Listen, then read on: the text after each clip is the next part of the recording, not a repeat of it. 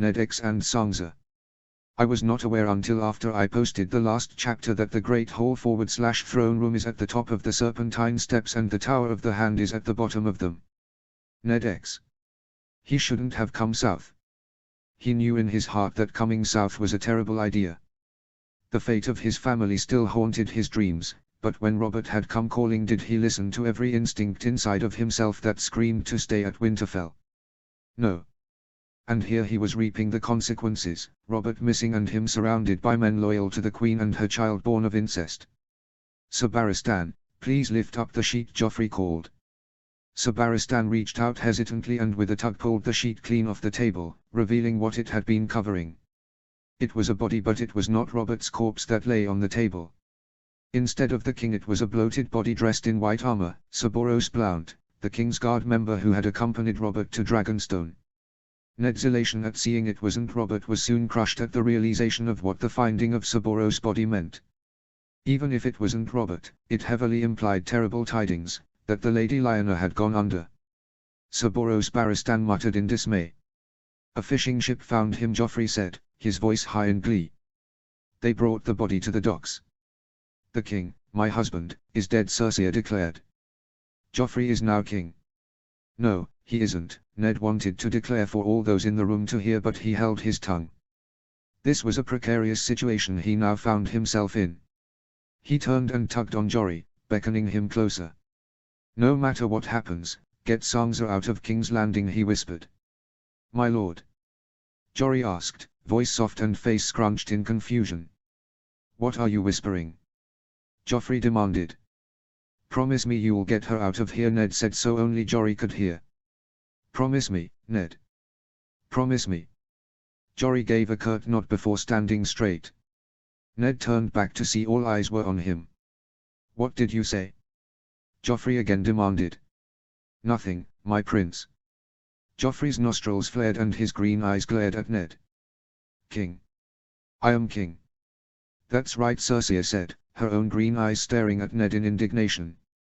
And Lord Stark here will be the first lord of the realm to swear loyalty to you. Wait a moment, my queen, Sir Barristan said, bowing his head as he moved around Ned and the table that still bore Sir Boros' body. He still held in his hand the will they had just opened earlier. King Robert had left a will we were just reviewing. If he is truly dead, then Lord Stark here is to be named regent. Cersei stiffened at the words, her eyes flashing in anger. She held out her hand and made a grasping gesture. Let me see. Don't. Unfortunately, Sir Barristan was not a mind reader, and if there was one person who liked to turn a blind eye and believe in the good of every member of the royal family until it was too late, it was Sir Barristan the Bold. The man handed the parchment over to the Queen. She read over the words, seeing what they had all seen earlier, affirming that Ned was to be the Lord Regent until Joffrey came of age in a few years. And then she ripped up the parchment. Your Grace. Sir Barristan cried in dismay, at seeing her actions. Words are fleeting. I am the Regent, Cersei announced shrilly. King Robert is dead. He set sail to Dragonstone, a day's journey, and hasn't been seen or heard from in 11 days. I am still Queen, and you will listen to me. Sir Barristan stared at the torn-up shreds of parchment that lay on the floor as if in a daze. Lord Valerian must have known about Sir Boros' body being found. He would have been the first one informed, and instead of bringing this news to Ned or the small council, he had likely fled the city and done so with the portion of the royal fleet he had arrived here with. Ned wondered if Lord Valerian had come as Stannis' man, to keep an eye on things since Stannis wasn't here to do it himself. Stannis was his liege lord after all, it would make sense. If he hadn't sent Renly to Bronze Egget to call the banners of the Stormlands, it was likely the youngest Baratheon brother would be here with his own men. Ned would have felt more comfortable confronting Cersei about her infidelity with her own brother if things had been more in his favor, but they weren't. If it was known he had put the pieces together, as Jon Arryn had done over a year ago, his life would be in even more danger than it was already in. Swear your loyalty, Stark, Cersei demanded, taking a step forward. Her face was twisted into a look of hatred and she looked nothing like the beautiful queen so many thought her to be. Ned couldn't. He couldn't swear an oath to a child who wasn't Robert's. It might not mean much to most, but to him an oath was binding. He couldn't stand here swearing loyalty to this cruel boy knowing what he knew. It would stay his hand, and the hand of the North. Yet, he also couldn't state that he knew Joffrey was the son of the Kingslayer. Who knew where that would lead? I am loyal to King Robert Baratheon, first of his name, Ned declared. Until the king's death is proven, I can swear loyalty to no other. Proven? Joffrey scoffed. He leaned forward on the Iron Throne but shifted backwards after pricking himself on one of the many blades. With a scowl he did his best to ignore the rip in the sleeve of his arm and the shallow cut on his forearm that began to well with blood. Sir Boros was tasked with guarding my father, and his body was found by fishermen on an outcropping of rocks. He could have fallen overboard, Ned said, not believing it himself. Neither King Robert's body, nor any discernible piece of the Lady Lyanna has been discovered. Swear your loyalty, Stark. Ned shook his head at the Queen's words.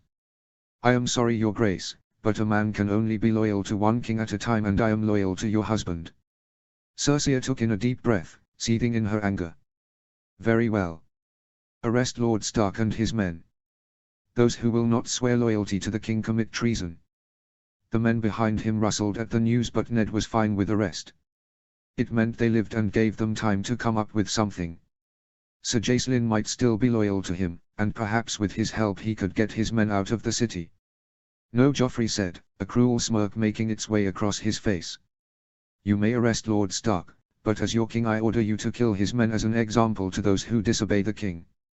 No. Ned shouted, his voice ringing with fear. Cersei's head turned to her son in surprise. What? Steel was drawn from both Ned's men and the gold cloaks and Lannister men that lined the room. Sir Preston Greenfield stepped forward with his sword drawn but was intercepted by Sir Barristan, who had shaken from his stupor and drawn his blade as well. You dare! Joffrey screamed, seeing the Lord Commander of his supposed father's Kingsguard draw his blade against him. Sir Barristan didn't answer, instead focusing on fighting Sir Preston. Something in the old knight must have snapped for him to pull his sword on a fellow member of the Kingsguard like so. Jory grabbed Ned's chair and moved him back toward where his men stood behind them. Grand Maester Pycelle and Lord Varys moved closer to the throne and away from the clashing of steel now taking place. Jory, you're our best sword, get us through that door. Ned shouted, pointing toward the grand entrance. I'll take care of myself. Ned withdrew the dagger at his hip to show Jory he wasn't totally defenseless.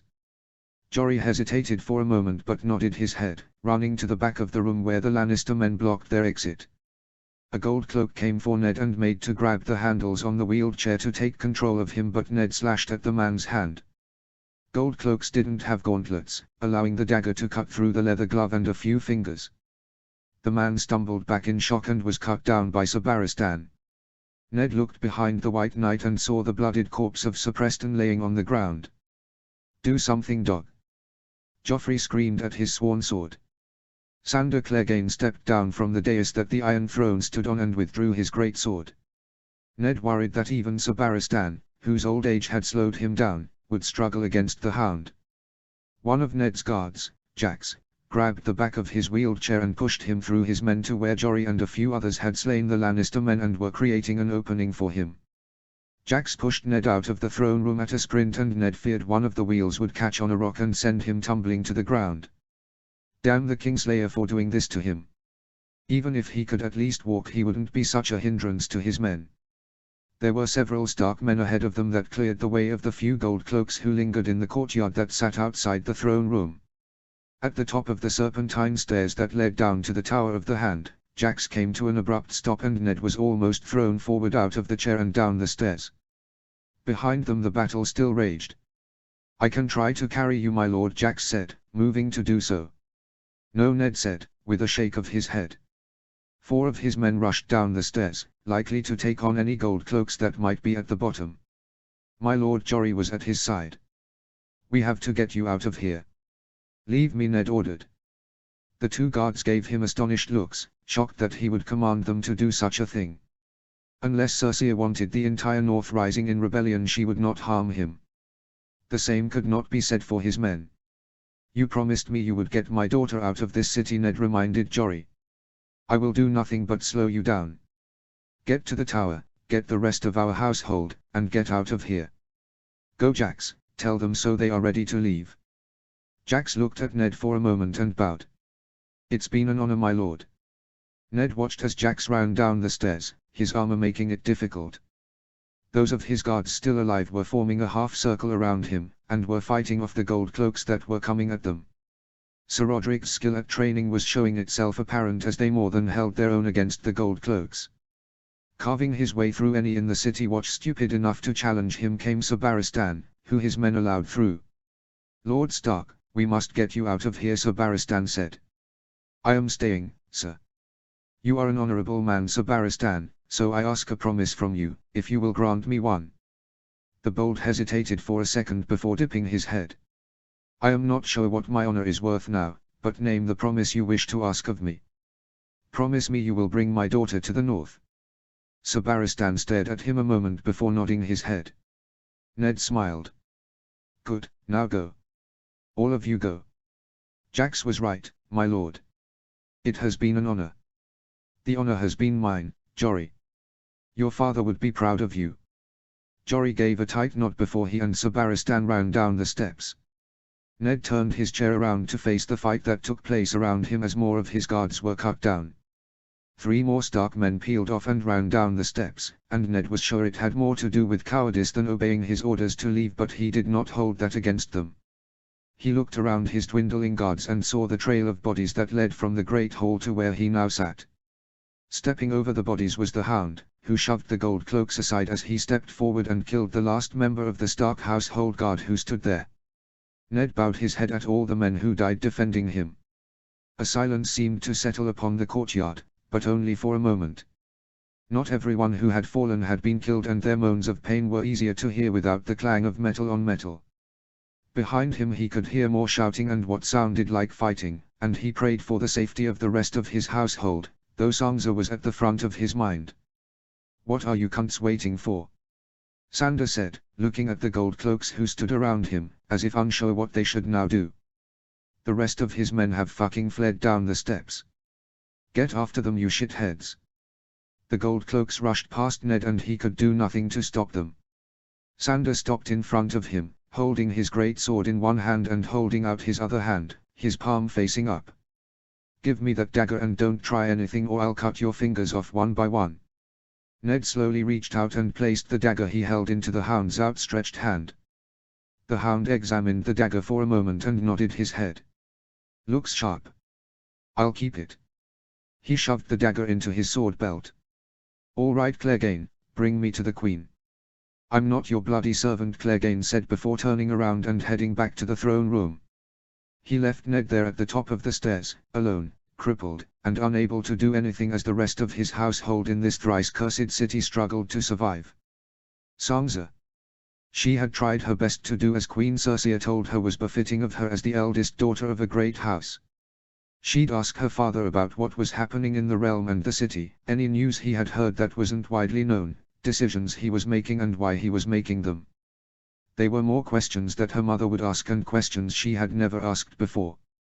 Many of them her father didn't answer, not wanting to concern her with such things even though she expressed interest in them. Then the next time she had lunch or a sewing lesson with the Queen, she would be asked about all the things her and her father talked about. She could tell the Queen thought her father should be sharing more with Sansa, as was her right as the eldest daughter, but Sansa didn't mind too much because there were not things she was truly interested in. One day she would be the Lady of Raventree Hall and such things would be more of a concern of hers, but that was still years away. She hadn't even met her betrothed yet. The past month had been a confusing time for not only her but everyone within the Red Keep. Her father had told her he was going to Dragonstone to speak with the king's brother, Lord Stannis Baratheon, who had cut off all contact with the crown over a year ago. Except before her father could leave he had been attacked by Sir Jaime of all people. She had thought he was going to die and had spent hours at his bedside every day.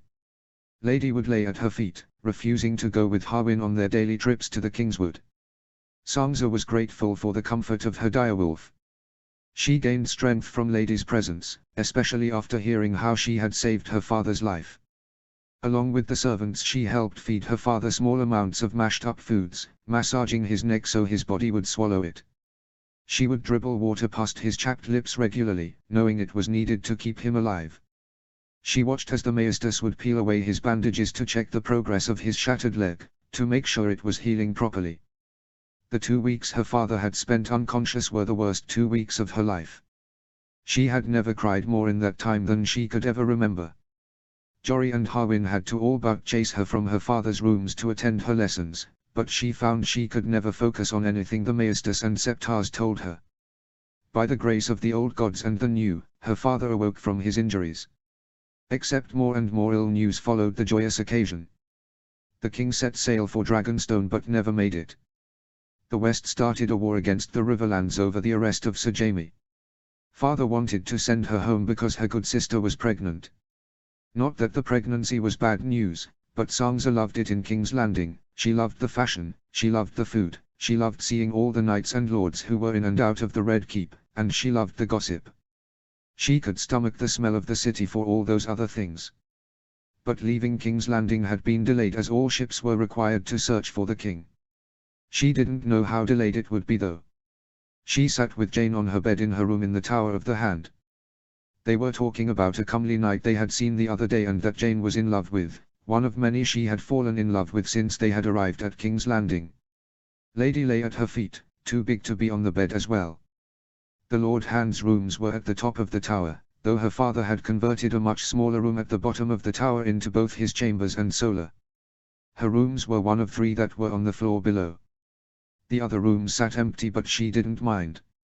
Ever since Arya had been born she had always had someone next door to her. Lady Sansa Harwin stood in the door frame to her room. Jory came to advise that you should get ready to leave the city. Your father has been summoned to the throne room and he expects you to be on your way home once business there has concluded. Sansa and Jane, who would be accompanying her back, both groaned in protest. Sorry my lady, Harwin said. You've done nothing but your duty, Harwin, Sansa said before giving a heavy sigh. And I shall do mine. Harwin smiled and bowed before leaving. Jane stood from the bed, a sour look on her face. I should pack, Jane said, hurrying from the room. Sansa was still packed from when she was supposed to be leaving a few days ago, so there was not much she needed to do other than neatly fold up a few dresses and place them in one of her trunks. That was a task she finished up in a few minutes. There were a few pieces of jewelry that lay on top of the drawers she had in her room. She opened up the trunk she knew held her jewelry bag in it and pulled it out. She picked up the bracelets and earrings, and carefully placed them inside the bag. She put the bag at the top of the trunk and closed the trunk before looking about the room. Everything had been packed away properly, as was expected of her. Come lady, let us go see if Jane needs any help. With lady in tow, she exited her room and moved down the stairs. The bottom floor of the Tower of the Hand, outside of her father's new room, was a few small guest rooms and a few rooms for storage. The 3 floors directly above it were where all the servants lived. The 5th floor was a barracks for the guards, then 2 floors for family and honored guests, before the Hand's rooms at the top. Because Veon Poole was the Lord Hand's steward, his room was on the 4th floor and Jane's room was next to his. Sansa found that her friend had apparently unpacked everything after the last time they were supposed to have left, or had never packed that time to begin with. Jane had all of her dresses in a pile on her bed and was hastily folding them and shoving them into her trunk. Do you need help? Sansa asked with a small giggle. Jane looked at her and quickly shook her head. The daughter of a great house helping the daughter of a steward with something as mundane as packing. Perish the thought. No, thank you though. Sansa sat on Jane's bed, careful not to sit on anything, and watched her friend pack. Lady sat diligently at the door, her golden eyes watching them both.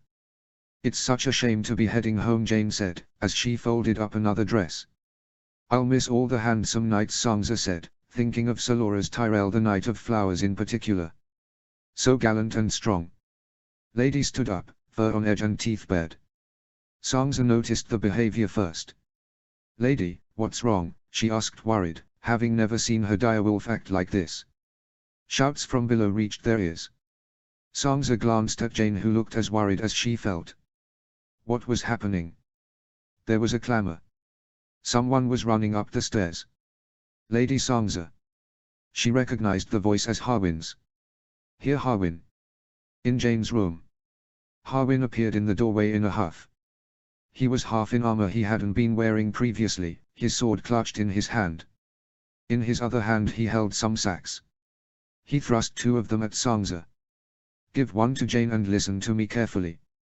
Sangza passed the sack to Jane as they both stared at him with wide eyes. "You have a minute to pack anything of value in your rooms into the sack, jewelry, coin, a few changes of clothes. The Crown Prince has ordered the deaths of the Lord Han's household and we need to leave the city now." Sangza felt as if someone had punched her in the stomach. She gaped at Harwin, trying to find the words to form the questions that swarmed through her mind. The first question was why.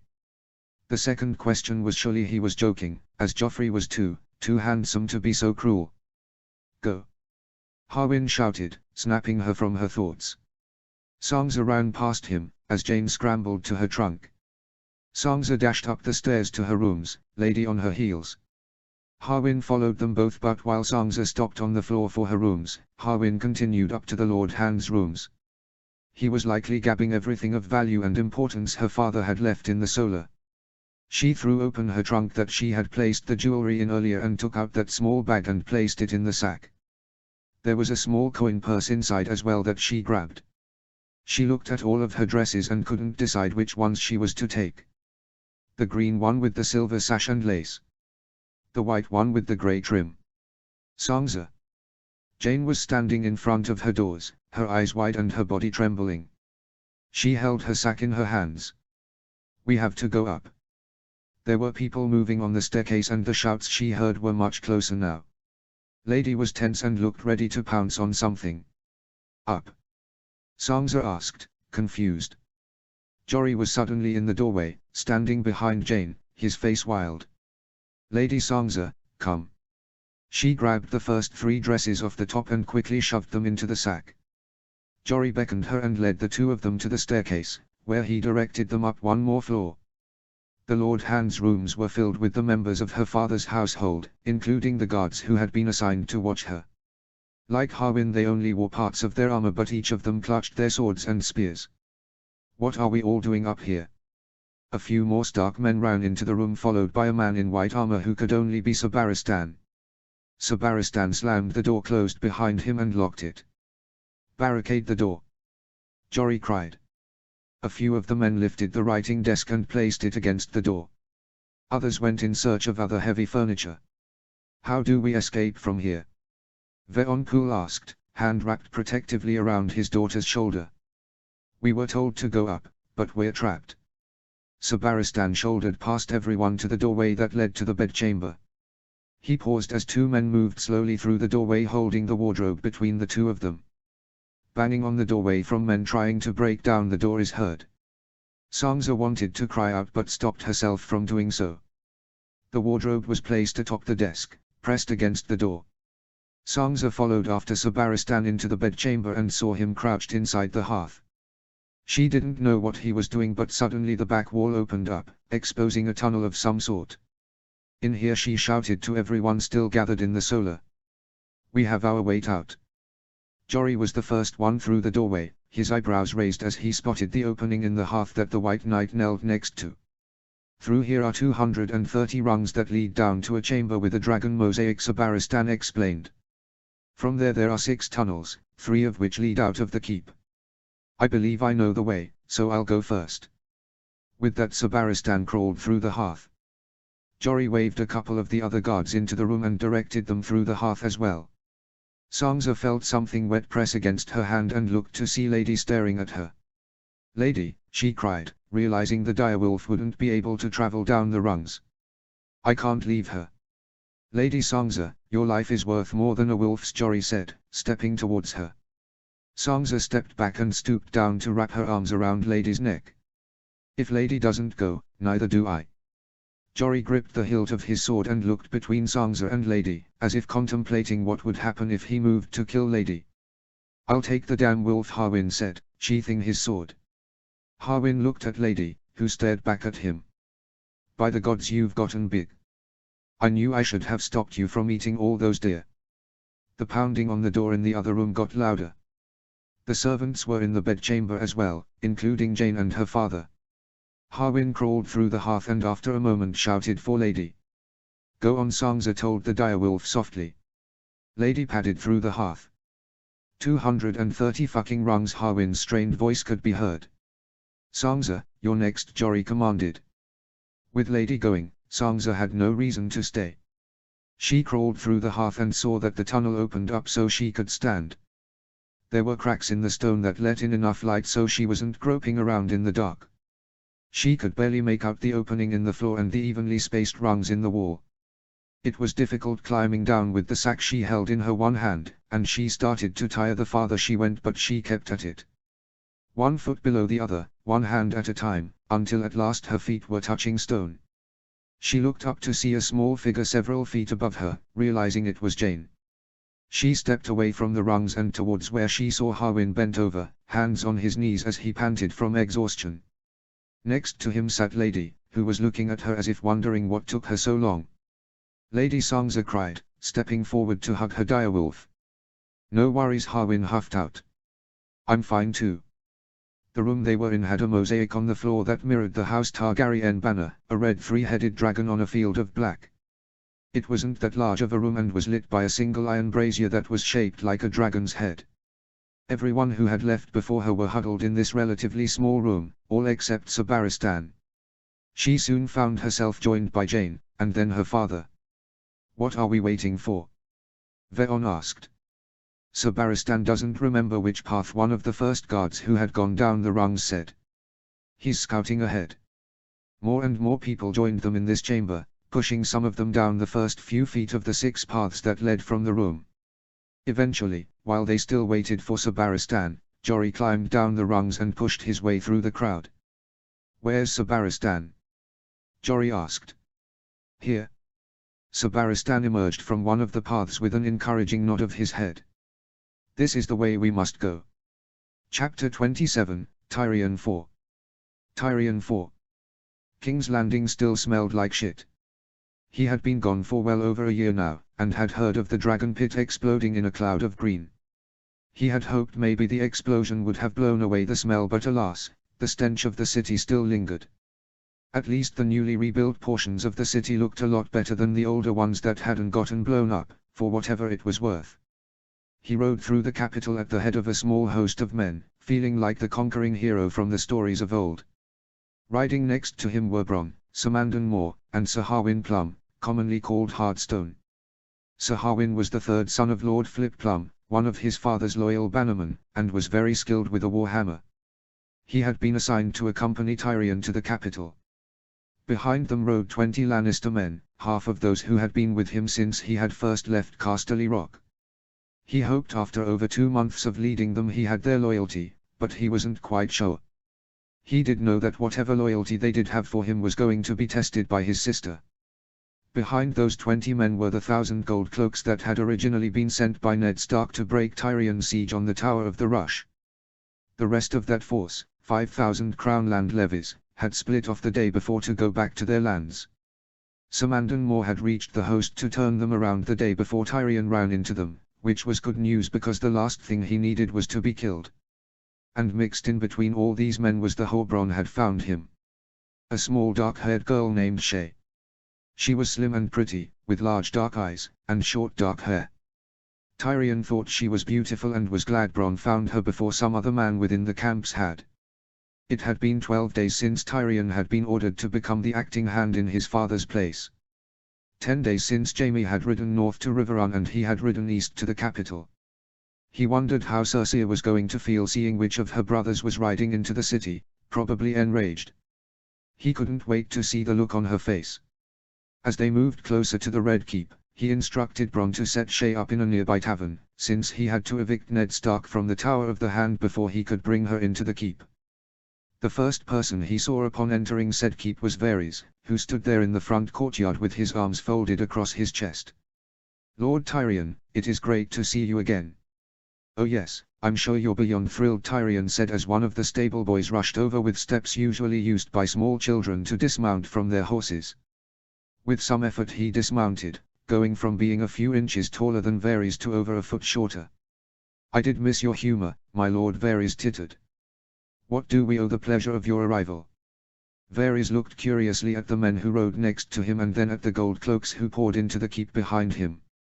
"I am told good King Robert has been lost at sea, and that my nephew has been crowned king." "You have heard correctly. My father has been appointed as the new hand of the king, but finds himself otherwise occupied at the moment.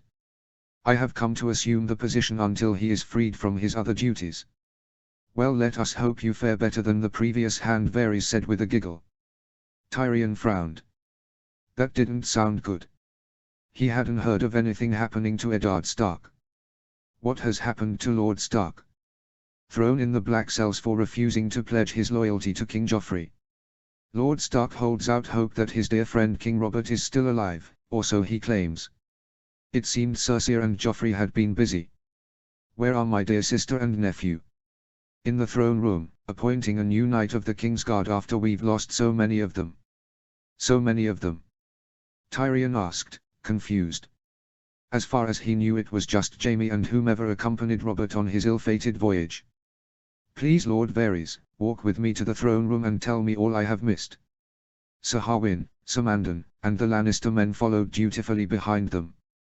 Varys told him of what had happened in the throne room when the body of Sir Boros Blount had been discovered, Stark refusing to pledge his loyalty, his nephew's decision to order the death of all of Stark's men, Sir Barristan's betrayal, and Sir Preston's death. He was told that those of Stark's men that hadn't been killed had somehow escaped from the Tower of the Hand with Sir Barristan, along with the rest of Stark's household, including his eldest daughter. Joffrey had ordered the already stretched thin gold cloaks to hunt down Sir Barristan and those of Stark's household that had escaped. Shortly after word had come of Robert's disappearance, Tommen and Myrcella had both been summoned back to the capital from their fostering by the Queen, and had arrived within short order. As for the vacant Kingsguard positions, of which there were 4, 2 of them had already been filled with Sir Philip Foot and Sandor Clegane. "Clegane?" Tyrion asked, doing his best to make sure he wasn't gaping. "The mad dog isn't even a knight." "It is unprecedented," Varys said, choosing his words carefully. Tyrion hadn't expected to walk into a complete mess, but it looked like that was what his sister had left him. They arrived at the throne room, the doors pulled open for them by the gold cloaks who stood outside. Sitting on the Iron Throne was his nephew, who looked beyond pleased with himself. His sister stood at the foot of the throne. The 2 Kingsguard who stood there protecting the king were the newly appointed Sandor Clegane and Sir Philip Foot. In front of them was Sir Manfred Hugh, who Tyrion had never seen advance far in any tourneys because he lacked the skill necessary to compete against the best knights of the realm. In no world should Sir Manfred be a member of the Kingsguard. Hell, in no world should the Hound and Sir Philip be a part of the Kingsguard either. The Hound because he not only wasn't a knight but because he lacked chivalry and morals, and Sir Philip because he was nowhere near skilled enough, though still more skilled than Sir Manfred. They were likely appointed because they were loyal to Cersei, and most likely it was the same reason Sir Manfred was going to be appointed.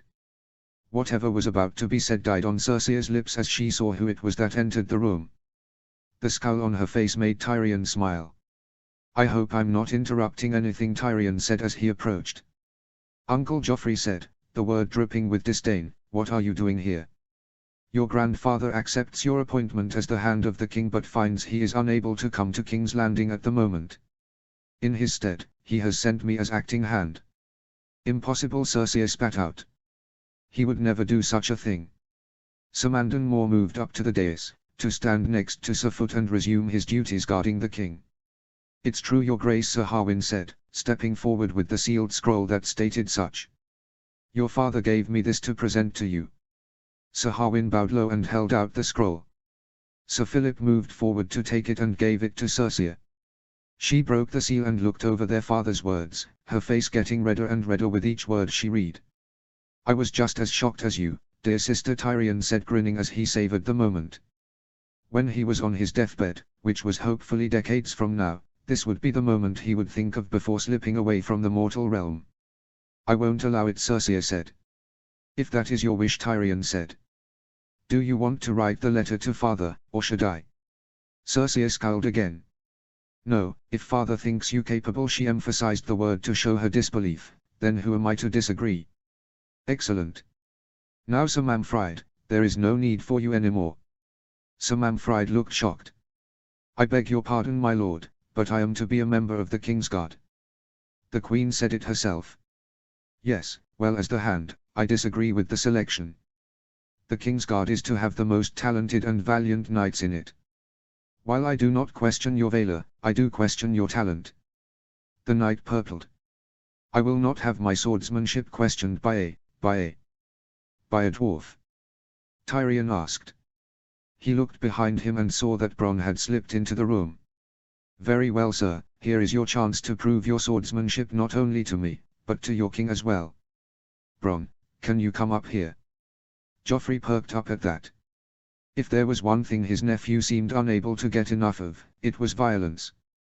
Tyrion found that rather concerning, but for once it was to his benefit. Bronn made his way past the Lannister men and came to a stop next to Tyrion. Sir Manfred, let us see how you match up against my hired sword, Bronn. I will not lower myself by fighting this common sellsword. Tyrion tutted. How can you expect to protect the king if you'll only fight knights? Do you expect everyone who might threaten the king to be a knight? My uncle is right, we need to see your skill, Sir Manfred, Joffrey said, a look of anticipation on his face. Fight this man, your king commands it. Sir Manfred, doing his best to hide his anger, bowed stiffly to Joffrey. If that is what the king wishes. Tyrion, Sir Harwin, and the rest of the Lannister men at arms cleared room, giving the two fighters space. Sir Manfred was dressed in decently made plate armor that protected him well, and on his back was a wooden kite shield. Bronn wore only boiled leather. Sir Manfred took his shield in one hand and sword in the other, and readied himself. Bronn grinned and took out his own sword, which he twirled expertly in his hand. Bronn allowed Sir Manfred to come at him and used his lack of armor to stay mobile, dodging out of the way of Sir Manfred's swings, rarely meeting the man head-on. Tyrion saw what Bronn was doing. He was tiring the knight out, and Sir Manfred was too stupid to realize that. Sir Manfred tried to charge at Bronn, using his shield as a potential battering ram, but Bronn jumped out of the way. Before Sir Manfred could adjust, Bronn brought his sword down with two hands, right on the right elbow joint. The metal that protected the joint crunched, and Sir Marwyn let slip a cry of pain, but to the man's credit, he kept a firm grip on his sword. The knight came at Bronn in a fury, using his anger to offset whatever pain was throbbing from his elbow, and this time Bronn stood his ground, meeting each swing of the sword with one of his own. An aggressive swing by Sir Manfred had him overextending himself, causing him to lean too far forward. Bronn got behind him and kicked Sir Manfred in the ass with the heel of his foot, sending the knight toppling forward in a crash of metal. Enough!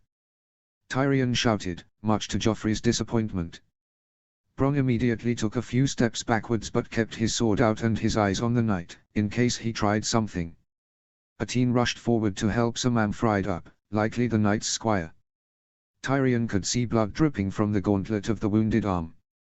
If you can't defeat a common sellsword, how can we expect you to protect the king? Sir Manfred's face was scratched and blooded from crashing into the floor. He looked both livid and ashamed. Your Grace, Sir Manfred said, bowing stiffly to Joffrey again, before turning on his heel and marching from the room. Tyrion clapped his hands together and smiled at his sister. Now that we avoided that mistake, whose brilliant idea was it to not only arrest the Warden of the North, but to also attempt to kill all his men? Cersei tried to defend her decision to arrest Ned Stark, and Joffrey offered no defense of his decision to order the killing of his men because he didn't think he needed anything other than, I am the king. Joffrey had always been a spoiled brat, and now that he was king, Tyrion only expected it to get worse. There was already a good chance the North was gathering their strength to march to the defense of the Riverlands, given that Edmure Tully was Catelyn Stark's brother, but whatever chance there had been that the North wasn't going to march an army south was now thrown out the window because they had arrested the head of House Stark and killed dozens of his men. They had effectively made it so Ned Stark would never truly be a loyal man. And their only way of forcing Ned Stark to swear his loyalty to Joffrey, even if the honorable man would never actually mean it, was gone the minute the man's daughter had escaped from King's Landing. Now they had no leverage over the man, and Ned Stark was nothing if not stubborn. And you threw him in the black cells?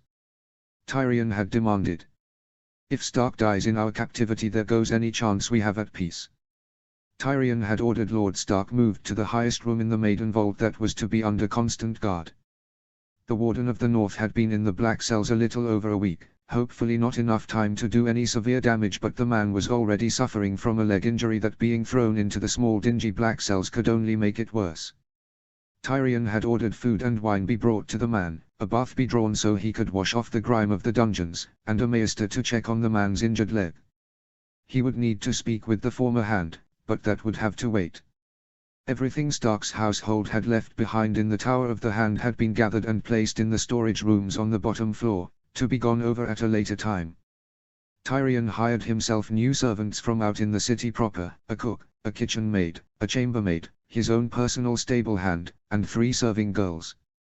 The Lannister men who came with him took over the guard barracks on the 5th floor. He discovered that the men assigned by his father to protect Cersei were either all dead or at the wall, and she wanted to take half of his men, but Tyrion refused. If she was going to get her men killed or sent to freeze their cocks off, she could write to their father asking for more men to act as her personal guards. Tyrion wouldn't put any of his men in such a perilous position. He gave Bronn one of the bedchambers on the floor below the Lord Hand's rooms, and moved Shae into his own rooms. As long as you are here with me in the city, you are not a whore, you are my paramour. Do you understand me? Tyrion told her the first night he moved her in. What's the difference? Shae asked, as she slowly started to untie his breeches. You will be with no other man except me. You won't be paid the normal way. Instead your pay will be in shelter, food, clothes, jewelry, and spending money. Will my giant of Lannister take care of me? She asked in a low voice, her hand reaching to grasp at his stiff cock. Tyrion licked his lips and tried to keep his voice steady. Since you will be a paramour of a Lannister, you must dress accordingly. Which means no more. He couldn't remember the other words he was going to say because at that moment she took him in her mouth and he lost all coherent thought. That was the way most of their conversations seemed to go, not that he was complaining. The Kingsguard needed 2 new members and they needed a new Lord Commander. Cersei and Joffrey had both wanted Jaime to be reinstated as Lord Commander, but Tyrion shot that idea down quickly. Their father/grandfather wouldn't allow it, and Tyrion had to agree with his father. Joffrey tried to argue that he was the king and if he wanted Uncle Jaime to be his Lord Commander of the Kingsguard then he would be, but Tyrion told him if that was his decision he would be the one to tell Tywin Lannister. Joffrey had backed down as even as king he still feared his grandfather, and Tyrion didn't blame him. Sir Mandon Moore was the longest tenured member and likely the most skilled of the Kingsguard remaining from King Robert, but the man put duty before anything else, even his own morals. While that might be ideal under kings who were gentle of heart, Joffrey was a sadistic little prick and Tyrion didn't want a man who would do Joffrey's bidding without a second thought leading the Kingsguard. Sir Meryn Trant was the second longest tenured member. He was a sly and cruel man, both cold and uncaring. While Sir Mandon would ignore his own morals if the king commanded him to, Tyrion doubted Sir Meryn had any morals to begin with. Not to mention the man was loyal to Cersei above all others, including Joffrey.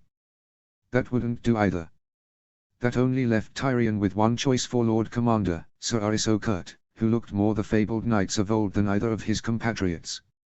While the shortest tenured of the 3, Arys had still been a member of the Kingsguard for 8 years.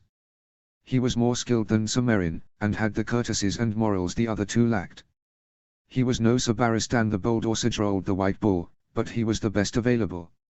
As for the 2 vacancies, after much thought Tyrion offered one of them to Sir Harwin Plum and the knight had eagerly accepted.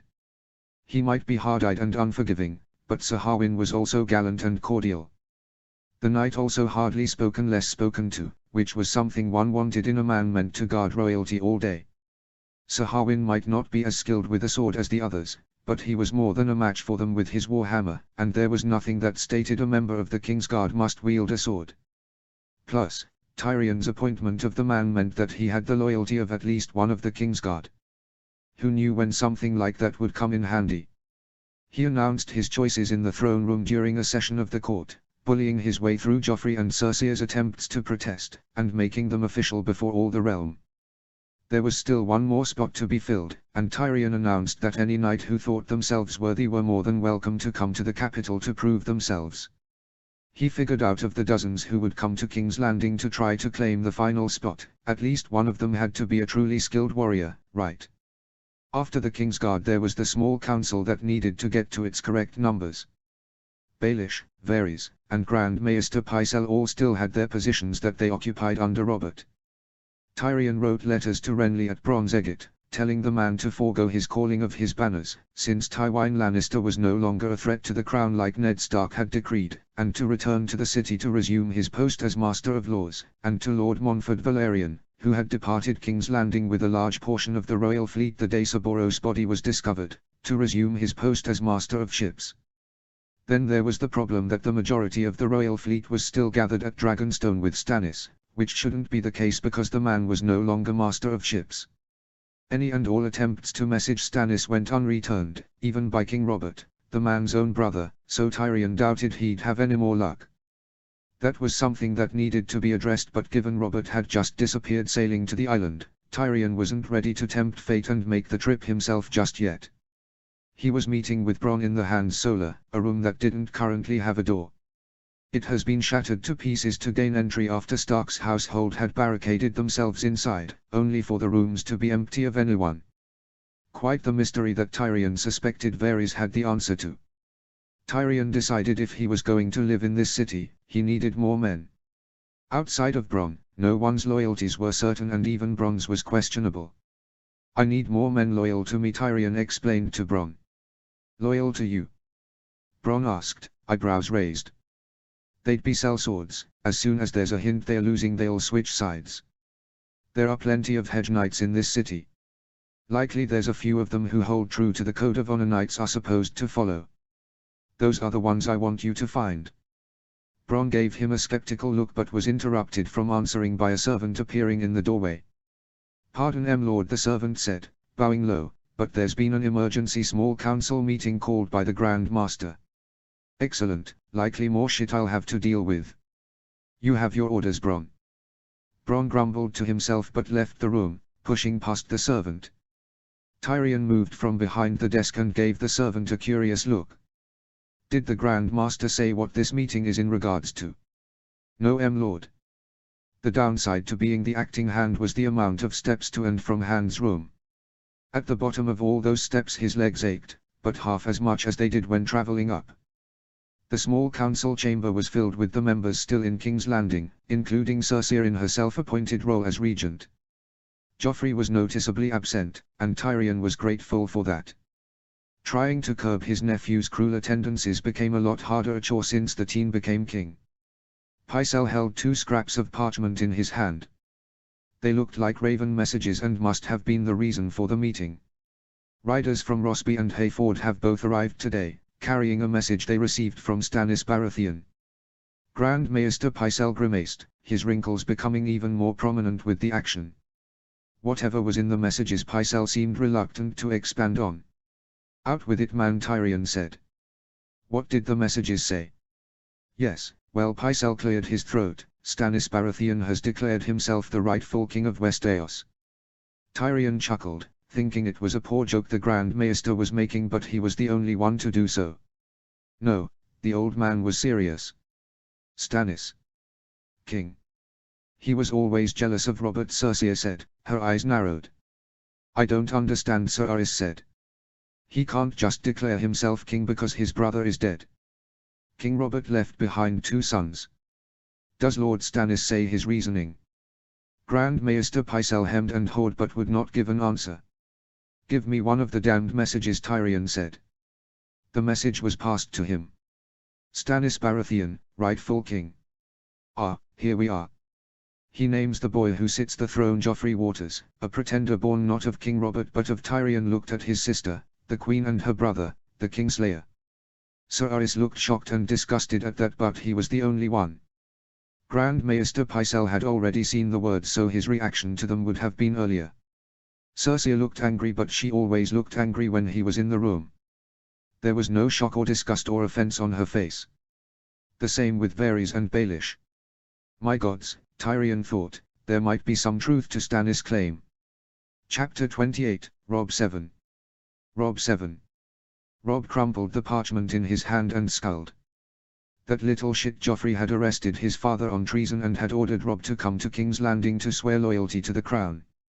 To make it worse, the letter made no mention of Sansa. Everyone in the north knew what happened the last time a Stark had been arrested on treason and another was ordered to come to King's Landing. Robb was not foolish enough to repeat that history. The Karstarks and the mountain clans who were farther north were still over a week away, but he didn't know if he could wait for them.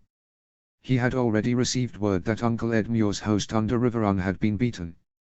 Thousands were either dead, captured, or had fled, while another 3,000 to 4,000 of them, less than half the host, had managed to retreat into Riverrun itself, which was now under siege. Many lords and heirs of the Riverlands were taken prisoner by the Lannisters, including his uncle Edmure.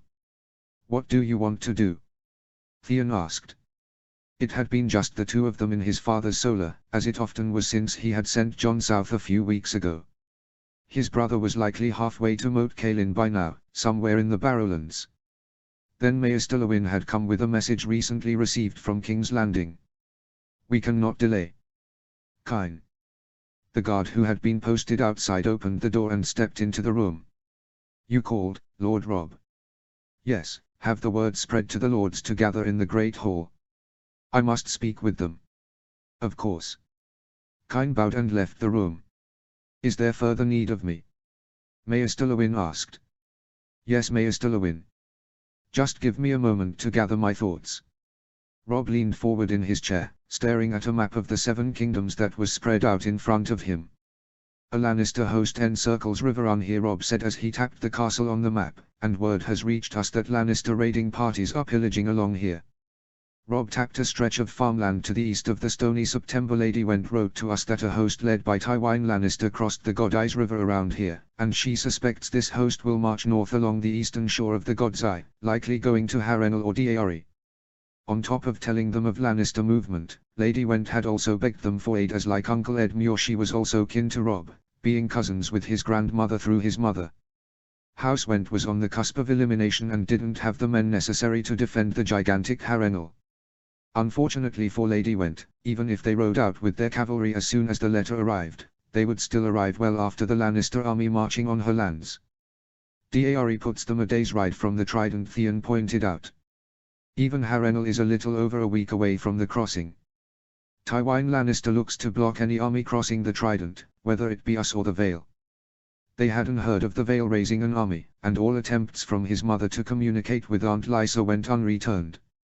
The thought of an army marching down from the Vale was more of a hope than anything concrete at this point.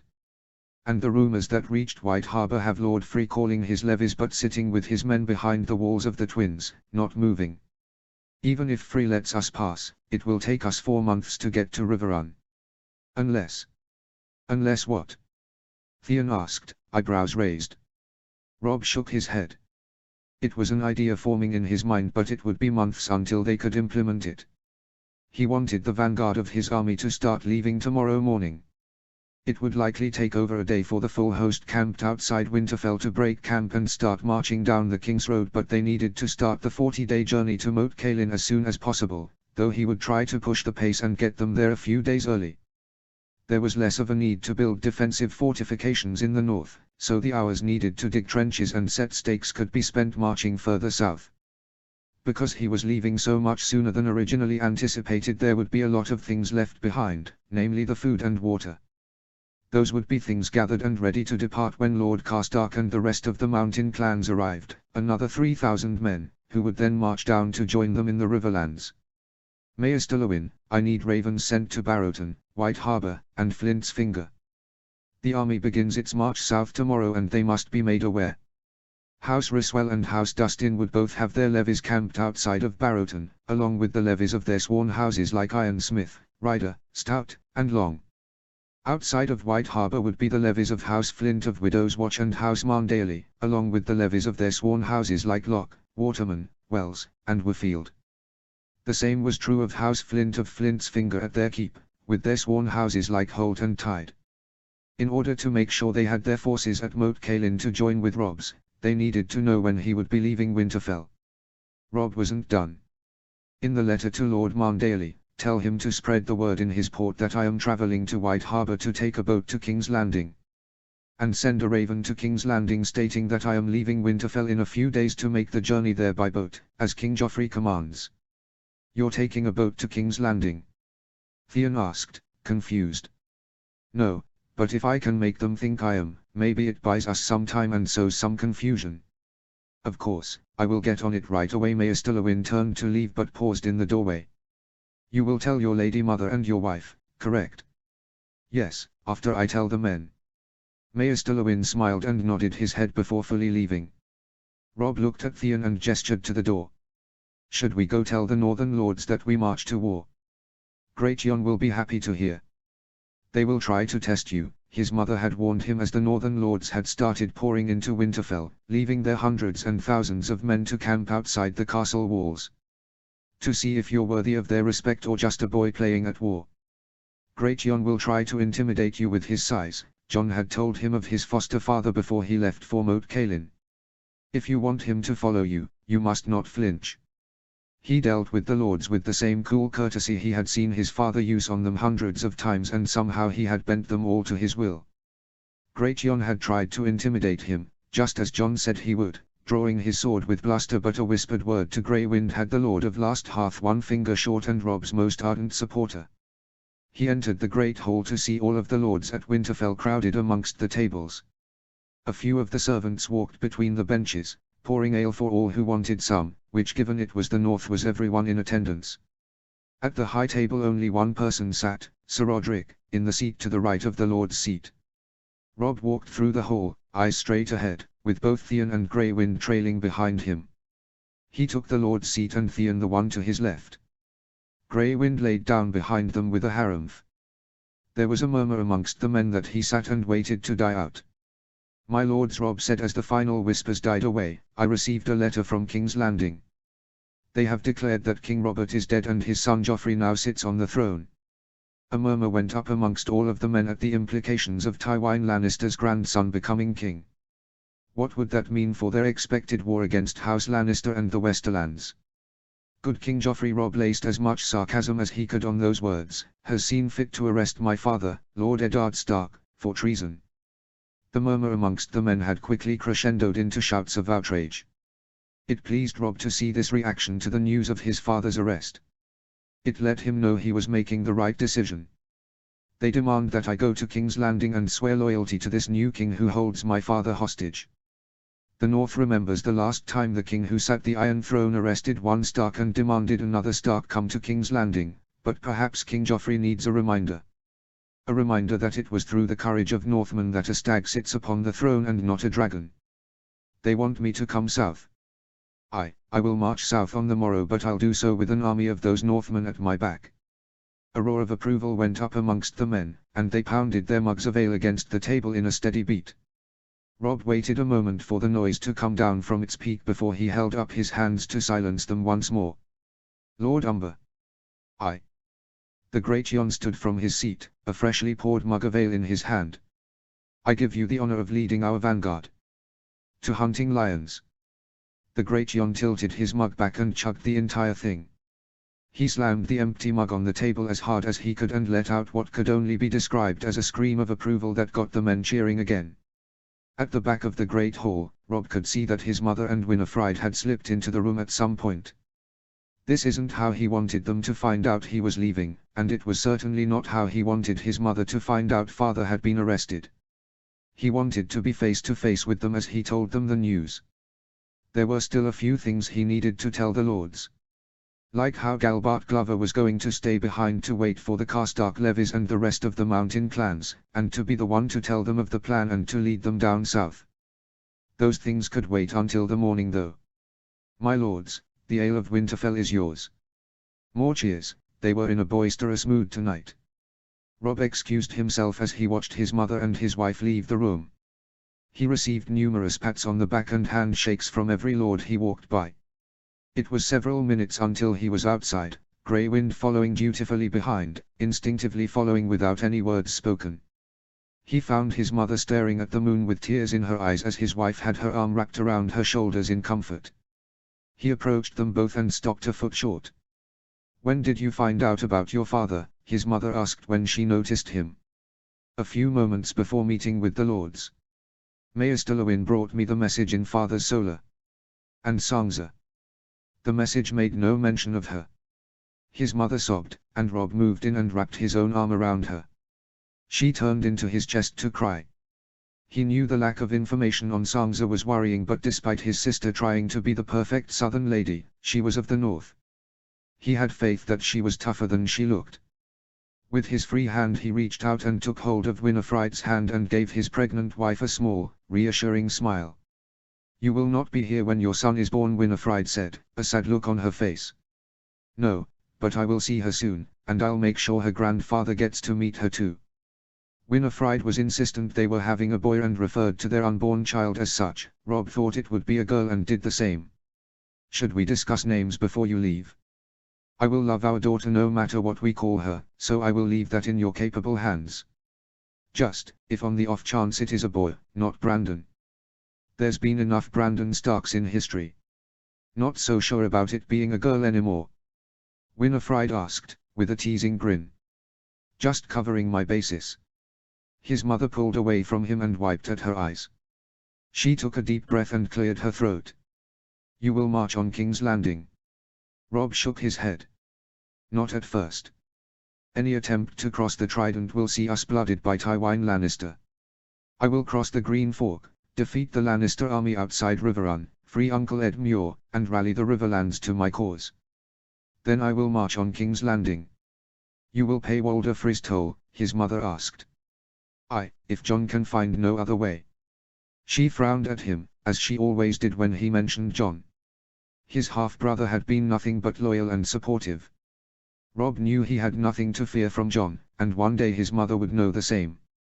"You will have to play host for Lord Glover a few weeks longer. I am going to ask him to stay and wait for the rest of our forces." "You'll have to greet Lord Karstark and the others as well," Robb said, looking at first his wife and then his mother. "I don't imagine they'll stay for more than a day or two before marching." The village around Moat Cailin was larger than Robb had imagined. He knew his father had paid for a few hundred small folk from King's Landing to settle the area, and several other families had wandered up after the explosion of the Dragon Pit, but it still took him by surprise. First they passed the dozens of farms with their fields of crops, barns, livestock pens, and farmhouses. There was even a mill off in the distance atop a small hill, its large vanes circling lazily in the soft breeze. Then there was a gap before they came upon the other buildings of the village built much closer together. Robb knew the plan was to build a palisade in that gap, to offer defenses in case there was ever a foe descending on the area from the north, east, or west. After the gap there was the inn, stable, and smith, the buildings paid for by House Stark to start the rebirth of the village. Then there were the buildings for the tradesmen, the bakers, tanners, dyers, cobblers, butchers, tailors, wheelwrights, carpenters, and weavers. Plus 4 dozen or so homes that surrounded them all. Past the buildings of the small folk was the keep, with its stone foundation and thick wooden walls, and beyond that was the 4 towers that defended the causeway and the still being built curtain wall, that was maybe 4 feet high, that ran between them. The more southern of his lords already had their men camped just outside the farmlands of Moat Cailin, and they had been joined by the vanguard led by Great Jon who had arrived the other day. He ordered the rest of his army to set up camp, but that they shouldn't expect to stay long, a day or two at most. Robb dismounted from his horse, handing the reins to one of the stable boys who lived here, and made his way to the keep. Grey Wind was at his side, head bumping into Robb's waist. Following behind him were some of the few members of the house guard he brought with him on this journey. Outside of the keep's doors stood Steward Leopold Tallheart with his wife Birena, formerly of House Hornwood, and their sons Brandon and Biron. "Moat Cailin is yours, my lord," Steward Tallheart said with a low bow. "Thank you, Steward Tallheart," Robb said with a nod. "We will not be here long, I promise you that. If I could make use of the largest room in your keep." "That would be our hall, my lord," Birena answered with a slight curtsy. "For most keeps it would be the hall, so that made sense." Robb turned to the one guard, Kennett, a gangly teen who wielded a spear. "Tell the lords I wish to speak with them in Steward Tallheart's hall." "I am," Lord Kennett said as he rushed off. "We received a raven from Winterfell a few weeks back," Steward Tallheart said. "Lords Glover and Karstark left Winterfell 19 days ago." Robb nodded. That put them 15 days behind the main force. Since Robb's host had less wagons and support at the moment, they were able to move a little quicker, and the farther they marched the longer the distance between the two would grow. It wouldn't be until they were at Riverrun that the two hosts would be united. How goes the training of the men brought by my brother? Rob asked, turning back to Steward Tallheart. As good as to be expected. They are young but eager. Still months away from being a real threat. Hopefully they'll have those months and more. Moat Cailin on its own had only 40 men to defend it. Rob had houses Marndale and Hornwood supply an additional 200 archers a few months ago, and on top of that Jon had brought another 250 to reinforce the garrison. The almost 500 men would be more than enough to hold off any army the Lannisters might try to send up the King's Road. Sir Willis and Sir Wendell were the first to approach. Rob shook hands with his good father and his younger brother. "How is my Winifred doing?" Sir Willis asked. "Amazing," Rob answered honestly. "She will be a great lady of Winterfell when it is her time, and an even greater mother when our child is born." Sir Willis smiled widely at the praise. "To think I will be a grandfather soon. A moment all fathers pray for." "Sir Wendell, how are things at White Tower?" "It couldn't be better. I have loyal and competent men from White Harbour who have helped immensely in fixing up the keep, and getting things organized with the small folk. Thank you again for giving me lordship of the land. House Marndale has been a loyal house for centuries, it is the least we can do to repay that loyalty. Besides we are kin now. Any marriage prospects?" Sir Wendell cleared his throat. "Not yet, but I am doing my diligence." The others had begun to gather as well, and Steward Tallheart led the way into the keep and to the hall. The keep paled in comparison to many of the other keeps in the north, but Rob knew the importance of Moat Cailin was in its land and that it controlled access into the north. The hall was able to fit everyone, but it was a tight fit. There was not enough benches and chairs for everyone to sit, so some stood along the walls or at the back of the room. "We've made it to Moat Cailin in good time, but there is no time to rest. Tomorrow we begin to march again. Lord Umber, you've done a fine job of leading our vanguard so far, and I see no reason to change that now."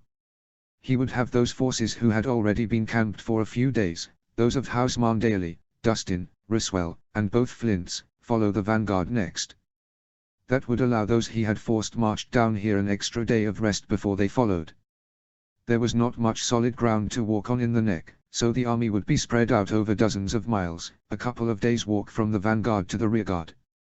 He put Roger Ryswell, Lord Ryswell's oldest son, in charge of the scouts, and Rickard Ryswell, the middle son, in charge of the outriders.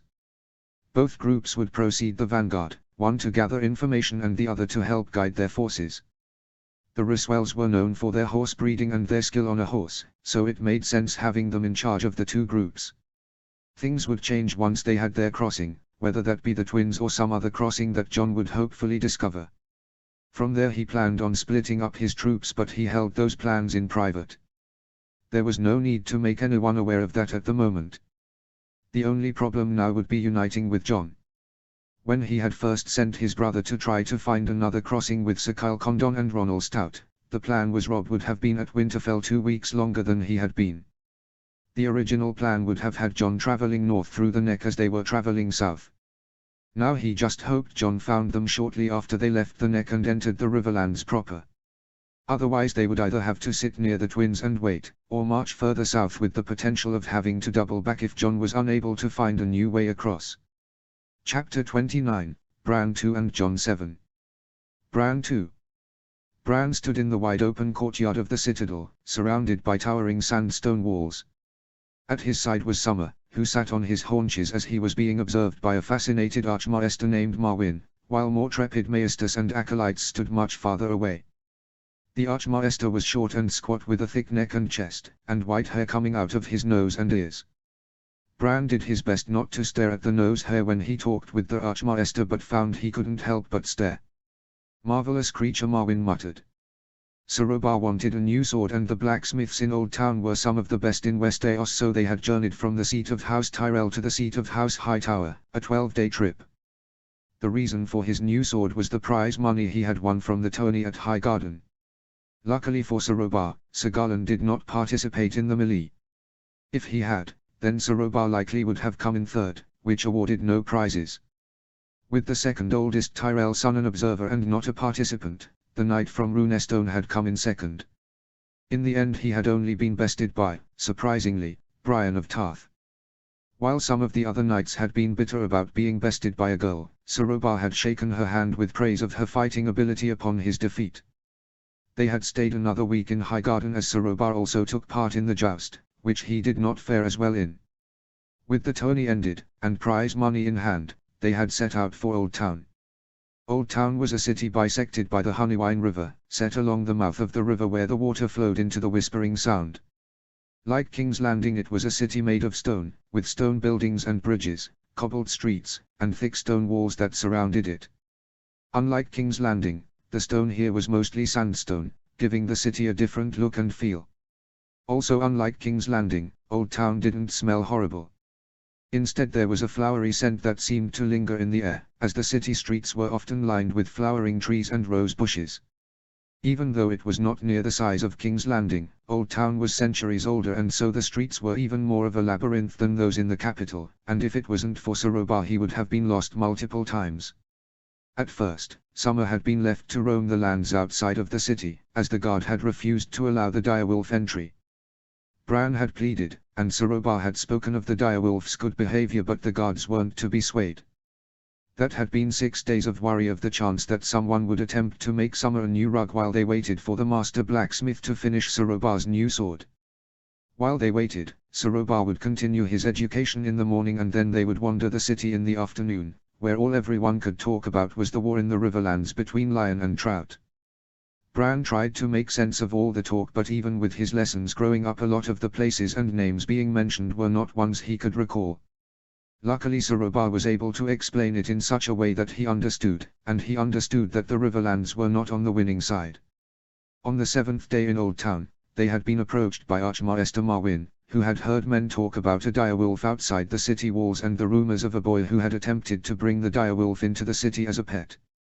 "You have the look of a Stark," Marwyn said upon meeting him, looking him over. Bran had his mother's auburn hair and blue eyes, though both had been darkening over the past year, but Bran had often heard that he looked like his father did when he was a child. Sorobar had stood at his side, resting his hand on the hilt of his sword as he looked at the short man. "Can we assist you, Archmaester? Are you a Stark?" Marwyn asked, ignoring Sorobar. Bran looked up at the knight he served, who gave him a small nod. "I am. Yes. The blood of the first men is strong in you. I can tell." Bran didn't know what that meant, so he didn't say anything. "The direwolf seen outside the walls, is it yours?" "His name is Summer," Bran said in affirmation. "I've had him since he was a pup. I have spent the past 5 days searching for you. Bring your direwolf to the citadel. I wish to study it." Summer was more docile than Shaggydoke and Nymeria had been the last time Bran had seen his siblings direwolves, but he was still a direwolf. Would he allow himself to be studied? And what did that even entail? Was it going to hurt Summer? Archmaester Marwyn seemed to sense his hesitance. "I will not harm your wolf," he promised. "Direwolves haven't been seen south of the wall in over 200 years, and no maester has ever had a chance to examine one up close while it was alive. This is an amazing opportunity that I cannot pass up. Summer cannot be brought to the citadel. The city guard do not permit the direwolf entry," Sorobar explained. That did not deter Marwyn. "I will send some acolytes to accompany you, they will get the guards to let the direwolf in." That was how Bran found himself spending his morning, outside the city walls, watching while a pair of citadel acolytes argued with a pair of city guardsmen about letting a direwolf into the city. Summer had come running over within 10 minutes of Bran exiting the city, much to the fright of the acolytes. The direwolf had somehow known Bran was nearby and accessible, and had left wherever he was to be reunited with him again. Yet despite the distance the acolytes kept between them and Summer, they argued fiercely with the guards to allow the direwolf entrance, in the name of knowledge. Like in King's Landing, the small folk fled before Summer like fish in disturbed water. Not having to jostle their way through the crowds made it so they reached the citadel in no time. The acolytes and maesters that had filled the courtyard had all fled in a terror upon Summer bounding into their midst. The shouts and screams had been enough for Archmaester Marwyn to know they had arrived. "What does he eat?" Marwyn asked, eyes focused on Summer. "All kinds of meat and fish," Bran answered. "Whatever he can get his paws on." "Does he hunt?" "Yes, though sometimes he's content with just table scraps. Fascinating. Marwyn made to reach for Summer's mouth, but the direwolf looked at the hand with narrowed eyes. The Archmaester seemed to think better of it and pulled his hand back with a nervous chuckle. "Do you think you could get him to open his mouth?" Marwyn asked, glancing briefly at Bran. Before Bran could respond, there was a bit of a commotion as another Maester pushed his way through the crowd. The man's eyes widened at the sight of Summer and he seemed unsure of himself. "I was told there is a Bran Stark here," the new Maester said, eyeing Summer warily. "Maester Cordin," Archmaester Marwyn said, waving him forward. "Come see this magnificent beast the gods have seen fit to bless us with for study." The old gods of the north, Bran thought to himself. Not your southern gods. "I'll pass, Archmaester." Maester Cordin spotted Bran standing next to Summer. "You boy, are you Brandon Stark? Son of Eddard Stark?" One of the dozens of things the Citadel did for the realm was track the family trees of each noble house, whether it was a great house like the Starks, or a recently landed knightly family like House Hasty. It helped in succession disputes, or in circumstances when a lord died without an obvious heir and they needed to see if there was any close enough kin still alive to inherit lands and titles. There were probably Maesters who could name Bran's entire historical family tree better than any of his siblings. I am," Bran answered. He found his eyes searching for Sir Robar, who stood off to the side while this careful observation of Summer took place. The knight looked no different than a guard, back ramrod straight and hand on the hilt of his sword at his hip, ready to spring into action should he be needed. "It is fortuitous you're here. We've received news from King's Landing, some of which pertains to your father." "My father?" Bran asked, eyebrows scrunched in confusion. "You can read?" Maester Cordin asked, clearly not wanting to announce it in front of all those gathered. Bran nodded his head, as part of the agreement of him becoming a page for Sir Robar involved the second Royce son continuing Bran's education in things like reading, writing, sums, and history, on top of all the other things he was teaching him. The Maester held out the parchment he gripped in his hand, Summer's presence preventing him from taking another step forward. Bran moved to the man and took the parchment for himself. He read it over and could only stare at it in shock. Sir Robar approached and gently took the message out of Bran's hands to read for himself. "By the gods. They left Old Town that night, talk of Eddard Stark being arrested for treason following behind them.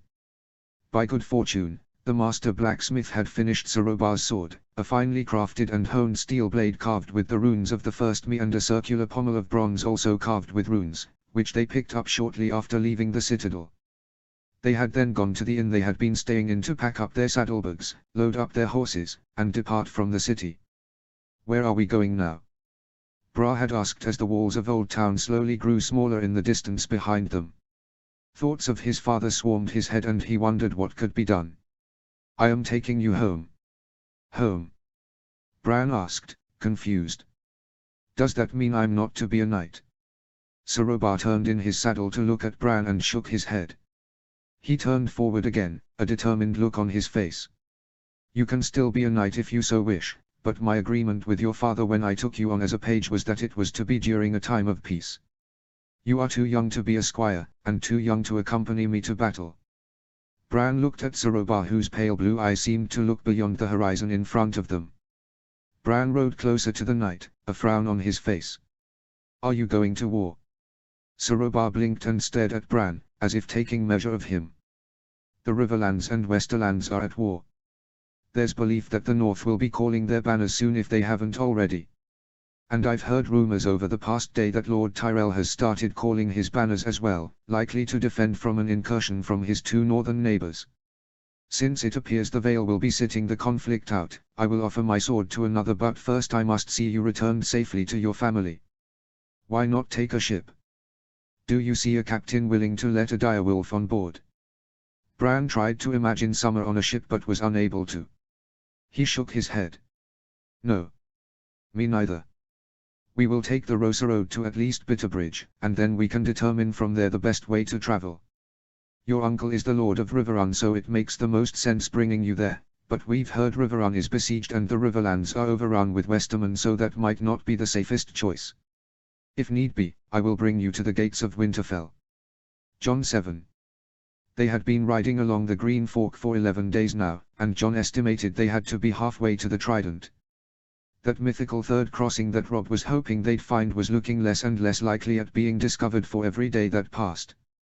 Where the width of land between the mountains of the Moon and the Green Fork shrunk, there were still small settlements of a few houses near the banks of the river, where the people were entirely self-sufficient and relied mostly on fishing the river to survive. It was surprising that there were no larger villages along the King's Road in this stretch of land, but John remembered the stories his father would tell of the mountain clans in the Vale, who were so similar yet so different from the mountain clans in the north. Anything of notable size would draw the attention of the clansmen, and the village would be raided and pillaged before it grew large enough to have its own sufficient protections and defenders. When they passed by one of these small groupings of houses and had a chance to speak briefly with one of the small folk, the answers were all the same. None of them saw any other safe crossings to make on foot, and no armed men had been seen this far north. "Does anyone else feel like this is a fool's journey?" Ronald Stout asked as they steered their horses along the banks of the river. Sir Kyle agreed. "But we must follow it through." Sir Kyle Condon was the head of the guard at Sewin Castle, and Ronald Stout served as the master-at-arms for Hornwood Castle. Both had also come from northern houses. That meant that they were not just loyal to the houses they served and the houses they came from, they had been raised to be loyal to House Stark. You'd figure if there was a third potential crossing, others would have discovered it long ago.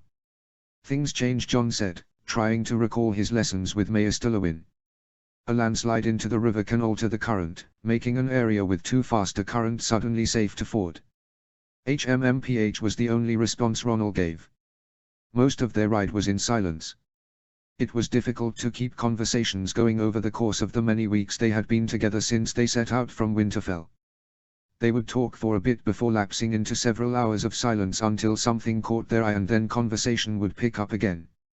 John had thought the two men, who were older and more experienced than him, would balk at taking orders from a teenage bastard, but they took his orders well enough. They offered advice when they saw fit, and John did his best to use that advice when making a decision. Rob had likely chosen the two men specifically because he knew they would not give John a problem, unlike many other men. "Is that a rider?" Sir Kyle asked, leaning forward on his horse and squinting his eyes. John scanned the horizon in front of him and was barely able to make out a black speck that appeared to be approaching them. "Just the one?" Ronald asked. "Another refugee? Maybe a lance who fled from a battle." They had seen plenty of people once they exited the Neck. The area east of the Twins and south of the marshes of the Neck was filled with small folk. It looked like the villages there had expanded rapidly, likely from those escaping the chaos in the heart of the Riverlands. They had seen them, the scattered groups that slowly trudged up the King's Road, with their gaunt faces and haunted eyes. Soon the peaceful land would be overflowing with common folk, and there wouldn't be enough room for them, and any who tried to come to the area would be forced to either travel through the Neck and into the north, into the mountains of the Moon that covered most of the Vale, or back south where armies clashed and brigands pillaged. "That's no refugee," John said, as the rider got closer to them. The rider could only be a knight. His horse and armor were grey, and fluttering in the breeze behind him was a cloak that was a rippling blue and red. He wore no helm, and as the distance closed between them John could see he had grey hair down to his shoulders, bushy eyebrows, and a weathered face. "Northman," the rider hailed as he approached them. They came to a stop and he pulled his horse several feet shy of them. "How do you identify us as such?" Sir Kyle asked, voice suspicious. The rider chuckled and gestured at the horses they rode. "Only Northmen ride Garrons." Ronald and Sir Kyle both looked down at their horses, smaller than the courser the rider rode. John instead took notice of the shiny black fish, wrought in gold and obsidian, that pinned the folds of the knight's cloak to his shoulder. The rider noticed John's gaze upon his brooch. "Recognize me, do you?" "I do, Sir Brynden Tully." "The blackfish?" Sir Kyle muttered, half in awe. "And I recognize you," Sir Brynden said, eyes never straying from John, though his gaze did not hold the distrust and hatred John expected someone who was close kin to Lady Catelyn to hold for him. "My niece wrote about you enough, of how you resemble Eddard Stark more than any of his true-born children." John tried to keep his face from flushing at the words. Sir Brynden Tully had fought with his father in Robert's Rebellion. If John truly looked so much like his father, then it would make sense for Sir Brynden to recognize him so easily. What brings 3 Northmen this far south? Where is the Northern Army? Ronald and Sir Kyle shared a look, neither eager to answer. This was a mission from their liege lord, meant to be kept to themselves. How could they share it with this man? I doubt we have anything to fear from Sir Brynden, knowing John reasoned, sensing their reluctance. He is kin of Rob's. That was on top of the man being Lady Catelyn's uncle and the uncle of Lord Edmure Tully, who they were rushing to free from imprisonment. If there was anyone south of the Neck they could trust, it was this man. We're seeing if there's another potential crossing of the Green Fork, Ronald explained, on Lord Rob's orders. Sir Brynden nodded his head, a pleased smile on his face. And I assume you didn't find any? No, Sir John replied. Then you won't find one. There's none to the south, I've already looked. Ronald mumbled something under his breath that sounded like, fucking phrase. Sir Brynden appraised the 3 of them for a moment. If Sir Brynden speaks truly, then we must turn back, Sir Kyle said. Lord Rob must be made aware of the only options he has. So the North does march to war? Yes, Sir Brynden. The banners were called and the army should be arriving at Moat Cailin shortly. Good. I will accompany you back to the army then. Now the look was shared between all 3 of the Northmen. Sir Brynden guffawed at the unsure looks on their faces. I fought in and survived 3 wars in my lifetime. That's 3 more than the 3 of you combined. He speaks true. I'm sure Rob will be glad to have the advice of a knight of legend such as yourself, John said, bowing his head. Don't try to flatter me, Snow, Sir Brynden said, as he spurred his horse past the 3 Northmen. I'm not my niece. I won't hold you being Ned Stark's bastard against you. It's not like you could help it. It's your father who stained his honor, not you. Sir Kyle and Ronald both turned their horses around, to head back north with Sir Brynden. John stared at the ground for a moment, trying to process Sir Brynden's words and the emotions they brought up in him. After a moment he shook his head and turned to follow the others. They had to report back to Rob what they found, or rather what they didn't find. After a few moments of silence, Ronald had to satisfy his curiosity and asked Sir Brynden what he was doing here on the King's Road, and not at Riverrun, or at least somewhere in the Riverlands leading men against the Lannisters. One would think the Blackfish would be leading the armies of the Riverlands. I was in the Vale, where I served my niece loyally as the Knight of the Gate for 15 years. When Ned Stark wrote asking the Vale to call their banners against the Lannisters who marched on the Riverlands, I advised her to do as the Hand commanded. When the Riverlands were attacked, I asked her to send aid to her brother. When Riverrun came under siege, I begged her to send the men to save her childhood home, my childhood home. Each time she refused. I had no choice but to resign from my post. She might not hold any loyalty to the Riverlands, but I'm still a Tully, and if little Edmure needs help, then help I shall. As I came down from the mountains on the high road, I could see the Lannister forces besieging Deari. There were probably 100 scouts north of the Trident, no doubt keeping an eye out for you Northmen. There were too many to slip past, so I left the high road and traveled north to a village at the base of the mountains. From there I rode west to the Green Fork before turning north again, riding along the bank, hoping to find a place to ford across. If need be, I was prepared to abandon my horse and armor and swim across. Winterfell was far from any large source of water.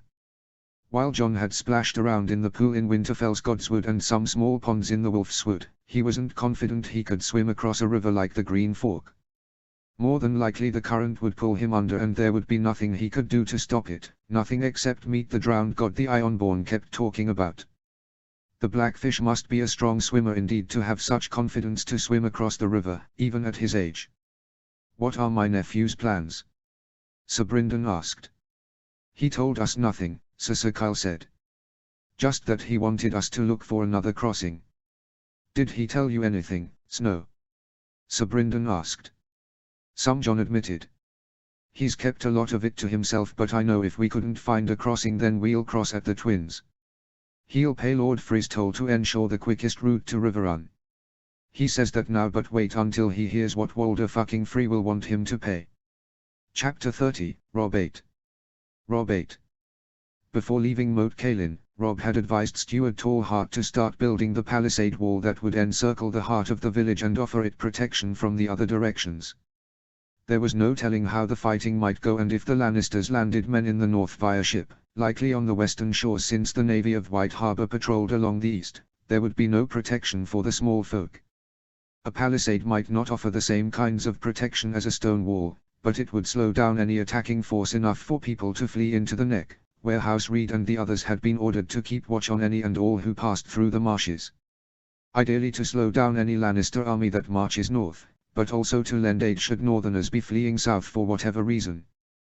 10 days later Robb had been surprised when exiting the neck to see that not only were Jon, Sir Kyle, and Ronald there in the camp established by the first half of his army, but that Sir Brynden Tully, his mother's uncle, was there with them.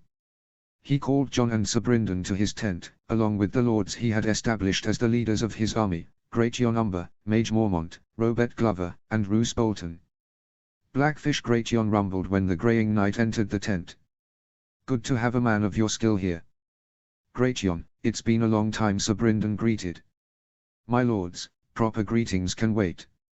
Every moment we delay, is another moment Riverrun is under siege," Robb said, holding out his hands. Great Jon grunted and Sir Brynden nodded his head in approval. The Blackfish was just as eager as Robb to see their forces march on Riverrun. "Did you find another crossing?" Robb asked, looking at Jon. "We did not. It's either the Trident or the Twins," Jon answered. "Then we pay Lord Frey's price," Robb murmured, disappointed at it having come to this. Great Jon spit at the mention of Lord Frey. Robb looked around at the others. Like always, he had had to resist the urge to shudder when he made eye contact with Roose Bolton. Something about the man unnerved him, but he couldn't place his finger on it. His mother had told him the man was careful in his deliberations and would not act without first thinking of every possible consequence. He would have need of that care in the next part of his plan, the plan he had been coming up with and keeping to himself until now. It was the only reason he had made the man one of his commanders despite the uneasy feeling he got from him, because others like Great Jon Umber and Robert Glover were too hot-headed. "My lords, I have been formulating a strategy since Winterfell and it is time to make you aware of it. We will split our forces here. I will take the majority of our cavalry and cross at the Twins." "Sir Brynden." "Uncle is fine," Sir Brynden cut in. "No need to stand on ceremony between family. Uncle, Sir Roderick told me that in order to besiege Riverrun, you need to split your forces into 3, each on a different bank of the river fork. Is this true?" "Sir Roderick speaks truly," his great-uncle responded. "Then our cavalry will ride to Riverrun from the Twins and descend upon the northern besiegers and rout them before the other two can come to their aid, and those attempts to come to their aid will have to be done by crossing the river, which leaves them vulnerable. Once the northern forces are destroyed, the other two will either come to us and be destroyed, or they will retreat. Lord Bolton, you will be in charge of the bulk of our forces." Roose Bolton's eyes widened slightly in surprise at being given command, the only hint of emotion on his face. "You will march down the King's Road toward the Trident. You are to be noticeable and you are to draw Tywin Lannister's attention. Make him think the whole northern army is before him. Lure him north if you can, away from being of any assistance to Riverrun, but do not engage him. Retreat back into the neck if you must." "You don't want to engage him?" Robert Glover asked, a frown on his face. They had marched down here to fight the Lannisters, and Robb was ordering them not to. Tywin Lannister will have several thousand more cavalry. Too much of a disparity to match him on an open field. Once Riverrun is free we will rally the Riverlands, and if Tywin Lannister is foolish enough to still be in the field, we will crush him between the two forces. He could see the uncertainty on some of their faces. This was not a plan any of them would have come up with. Robb was being cautious, something many of the fiery northern lords were not familiar with, but they trusted him enough to go along with it. They hashed out the full details of who was going with who. Since all of the nobles and most of their men-at-arms were on horseback, the bulk of them would be coming with Robb, almost 3,600. Lord Robert Glover, Lord Harlys Hornwood, Lord Meager Wyn, Sir Willis Marndaly, Sir Donal Locke, Sir Kyle Condon, and Roger and Rickard Ryswell, would all be travelling with Lord Bolton. They would be leading about 14,400 infantry and 600 cavalry down the King's Road, and the gods willing they would be leading that many men back. After the meeting they separated the majority of the cavalry and had them camped to the west. With the two Ryswell sons going with Roose Bolton, Robb gave his uncle the charge of the scouts and outriders both, as Sir Bryndon had almost as many years' experience as the Roswell sons had combined years alive. The next morning Robb led his cavalry to the Twins, which was a few days' ride. At the same time, Roose Bolton got his outriders and scouts riding out ahead of his vanguard. Although Robb had taken to riding with a different lord every day since his march from Winterfell, to get to know them all better and to get them to like and respect him as they did his father, he spent the few days marching to the Twins with Jon at his side, discussing strategies and tactics. It was good to have his brother next to him again. "You didn't hear," Robb said, as they rode the morning of the third day. Moat Cailin received a letter forwarded from White Harbor. Stannis Baratheon has declared himself king of the Seven Kingdoms and demands fealty from the realm. Jon's face scrunched in confusion. The king left 2 sons. Stannis' letter claims that the royal children are bastards, and their father is the Kingslayer. It took a moment for Jon to process what Robb was saying. When it clicked, his face twisted into one of disgust and Robb guffawed at the sight. Then the Twins came into view, 2 squat, ugly, formidable castles, identical in every respect, with the bridge arching between. High curtain walls, deep moats, and heavy oak and iron gates protected the approaches. Jon whistled at the sight of it.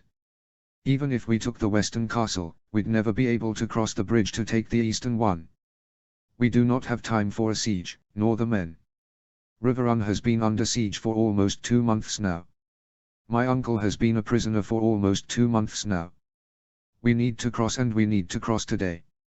Uncle Bryndon came from scouting to the south to ride at Robb's side. "We saw some Lannister men hanged nearby. Likely scouts sent to watch for your approach who wandered a little too far north." "So the Freys are on our side," Theon said, though it sounded more like a question. "They haven't answered their liege lord's call," his uncle said, eyes clouded with anger. "They're on their own side." As they approached the castle, Robb could see men upon the wall and many more rushing to the battlement at their approach. A sally port opened, a plank bridge was extended across the moat, and a dozen knights rode out to meet them. They flew the flag of House Free and were led by 4 of Lord Frey's sons, including his heir Sir Stevron, who was 10 years older than Uncle Bryndon and looked every bit his age. "My lord father has sent me to greet you," Sir Stevron said, as he and his men came before them, "and to inquire as to who leads this host." "I do," Robb said, urging his horse forward to approach the Free Knights. Desmond, one of the house guards Robb had brought with them on this march, followed behind with the banner of House Stark held firmly in his hand. Sir Stevron observed him, and the 2 direwolves, with watery eyes. "My father invites you to share meat and mead with him, and explain your purpose here." "You can't go in there by yourself," Gratian growled behind him. "What would we do if you were seized?" Theon asked. "Perhaps Lord Frey can come out here," Sir Wendell suggested. If the Freys were offended at this lack of trust in their father, they did not show it. "I will go," Uncle Bryndon said. "I have had numerous dealings with Walder Frey since I was a boy." "What's one more?" "Are you sure that is wise?" Robb asked, remembering the anger he had seen in his uncle earlier. "It will be fine. Sir Bryndon, my father will be most eager to see you again," Sir Stevron said. "To vouchsafe for our good intentions, my brother Sir Pewin will stay with you." The youngest Free son climbed from his horse and walked over to them. "He will be an honored guest," Robb said, forcing a smile on his face. He watched as his uncle dismounted from his horse and, surrounded by the Free Knights, walked into the Twins. What outrageous demands was Walder Frey going to make? "He demands too much," Robin Flint said, the outrage evident in his voice. "Piss on this offer and piss on Walder Frey," Smalljan said, to which his father granted his agreement. "No one else thought to build another fucking bridge?"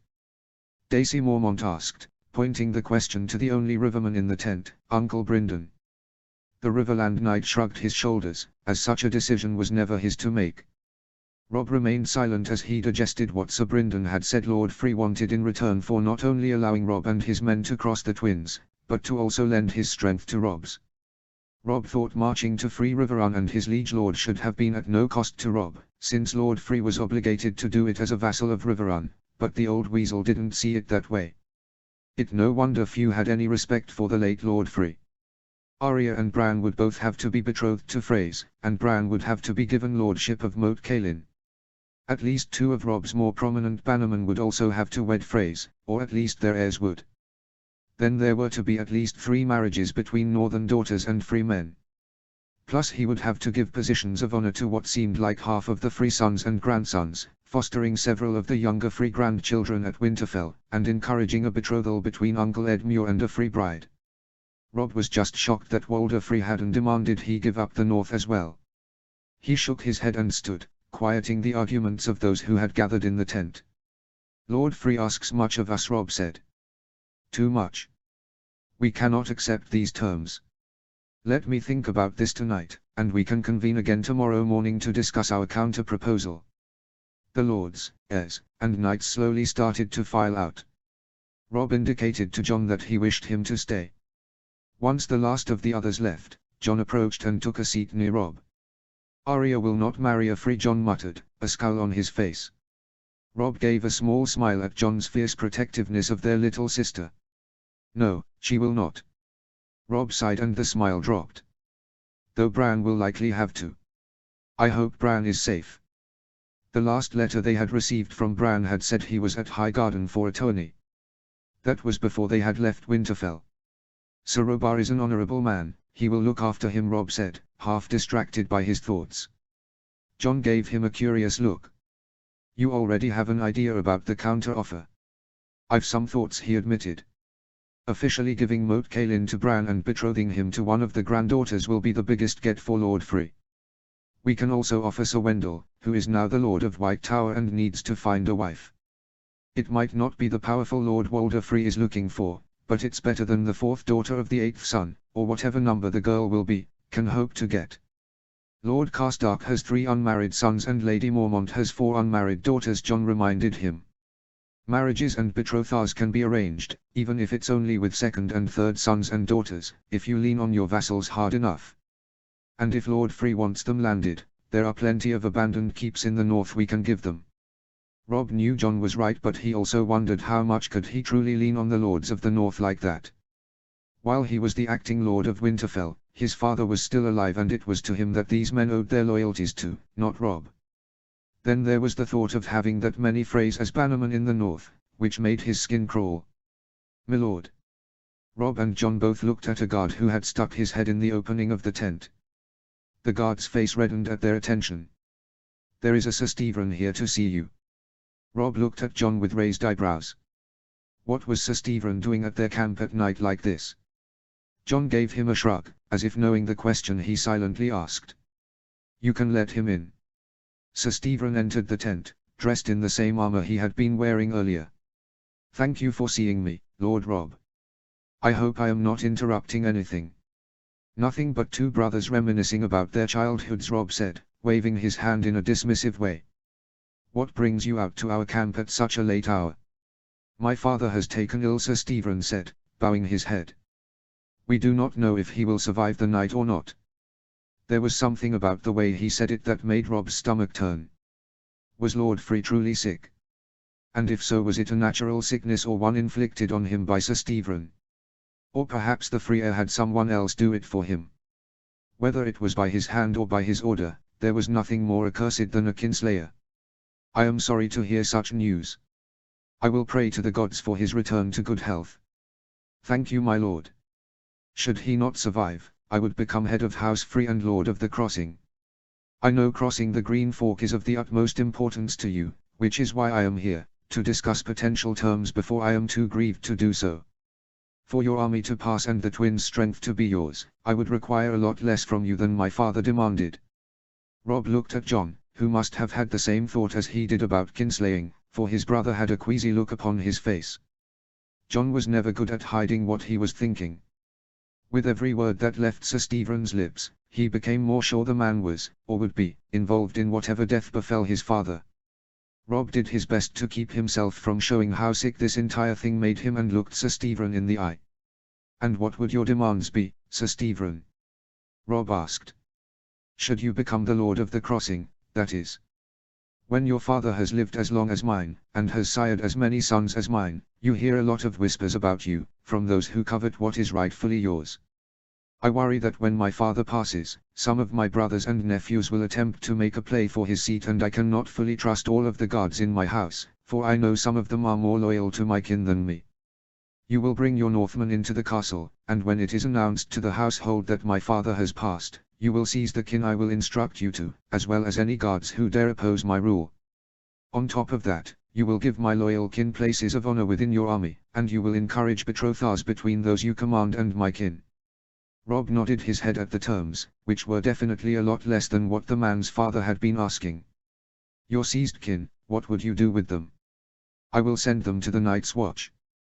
That answer was likely given to appeal to the lords of the north, who held the Night's Watch in higher esteem than the other kingdoms.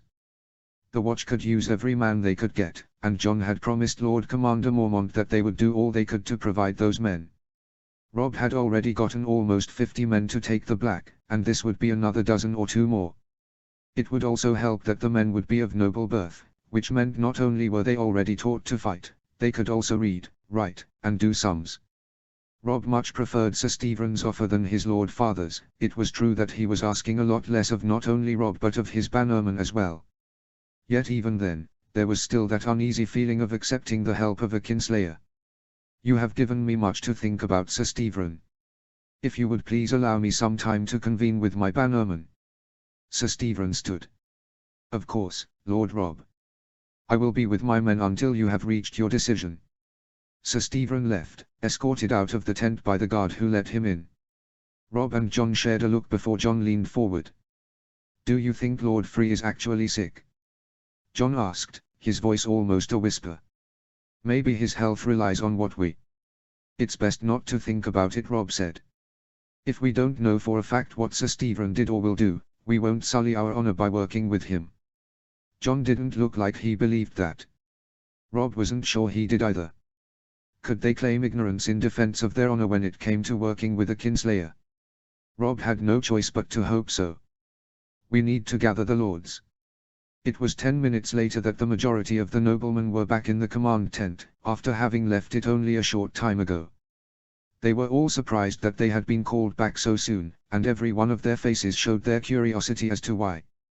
We have news from the twins. Lord Free has taken ill, and there is. Robb paused, trying to find the right words, concerns he might not live to see the morrow.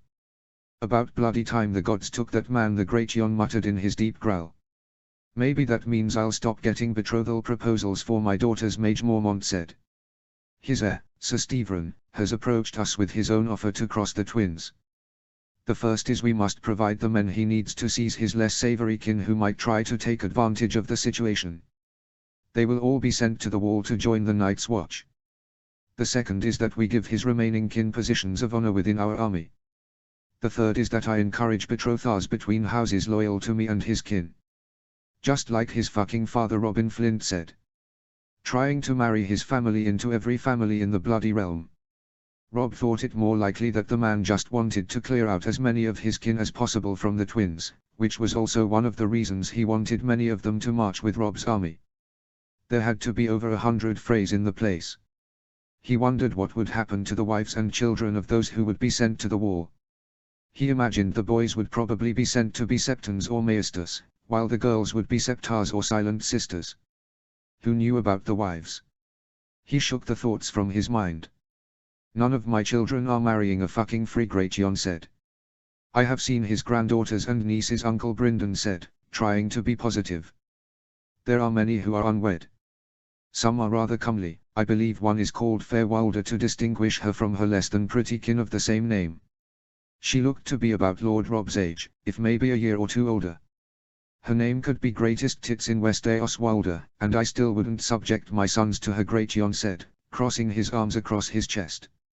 His two sons snorted in amusement. Still, Robb said, raising his voice to quiet his unruly lords, this is a much better offer than what Walder Free was offering. Sir Wendell. Yes, my lord. Sir Wendell said, his chins wobbling as he straightened up in his chair. As one of the many second sons in this meeting, Sir Wendell hadn't expected to talk or be addressed. I would like you to stay at the twins. He could see Sir Wendell's face drop. I have two reasons for asking so. The first is that you will direct Lord Karstark and his men through the twins and to our forces at Riverrun when he leaves the Neck. The second is that you are unwed and promised to marry in exchange for Lordship of White Tower. To show Sir Stephen I intend to keep my word about encouraging betrothals with his kin, I would like you to see if any of the free women appeal to you.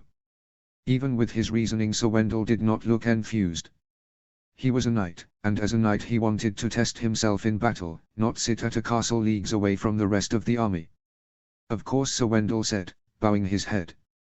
Thank you, sir. John, can you tell Sir Stephen we accept his terms? John stood and bowed before leaving the tent. Lord Umber, you and your sons here, Rob glanced at Smallgen and Hoarfrost, will gather and lead the men who will go into the Twins and seize the kin Sir Stephen instructs us to. 200 men, well armed and armored, should be enough to outnumber even Lord Frey's brood. Expect to be led into the Twins before breaking your fast. The rest of you, get the men ready to ride shortly after they've eaten. I don't expect to be here much longer and I want to set a fast pace for Riverrun. Rob bowed his head and said a silent prayer to the old gods, begging their forgiveness at the kind of person he was working with to save his mother's family, to punish those who acted against his kin, and to rescue his father from the little shit that was Joffrey Baratheon, or Joffrey Lannister or Joffrey Waters, whatever his fucking name was. Chapter 31, Tyrion v. Tyrion v. It appears Robb Stark has lied to us, Tyrion said, looking up from the message he held. My father's scouts report sighting thousands of Northmen marching down the King's Road to the Trident. It seems the Stark heir is not coming to King's Landing to swear his allegiance after all. Not unless he invited all of the North to join him. So the whispers that Lord Varys' little birds reported Littlefinger looked at Varys with a patronizing smirk, that Robb Stark was riding to White Harbor to take a ship, were wrong. I did say they were rumors, Varys said, tittering. The man put a benign smile on his face. Probably started by Robb Stark himself. Something his lord father would never have thought of. Whether Ned Stark would have thought of them or not is irrelevant. We now have an army of Northmen. Does it matter? Joffrey asked, bored. Northerners are savages. Grandfather will crush them like he has the Riverlands. Small council meetings were infinitely easier when Joffrey was not attending them. Constant interruptions, no understanding of tactics and strategy, whether it be in war or in politics, and always preferring a cruel way forward over any other, made him a distraction and a deterrent. Tyrion pitied the realm that had to deal with this boy as king once his regency lifted. Oh sure, his father would be able to bend the boy to his will while he was still young, but Joffrey was too headstrong and stupid to allow that to last for long. Tyrion gave it 5 years at the most before Joffrey stopped listening to his grandfather. Tyrion had to resist the urge to crawl across the table and slap his nephew. It matters, Your Grace, because Stannis Baratheon has declared himself king and will likely march on King's Landing in the coming weeks. Will your grandfather march his force to King's Landing with a northern army bearing down on him? We hold the boy's father hostage and he dares challenge us. Cersei asked with a scowl.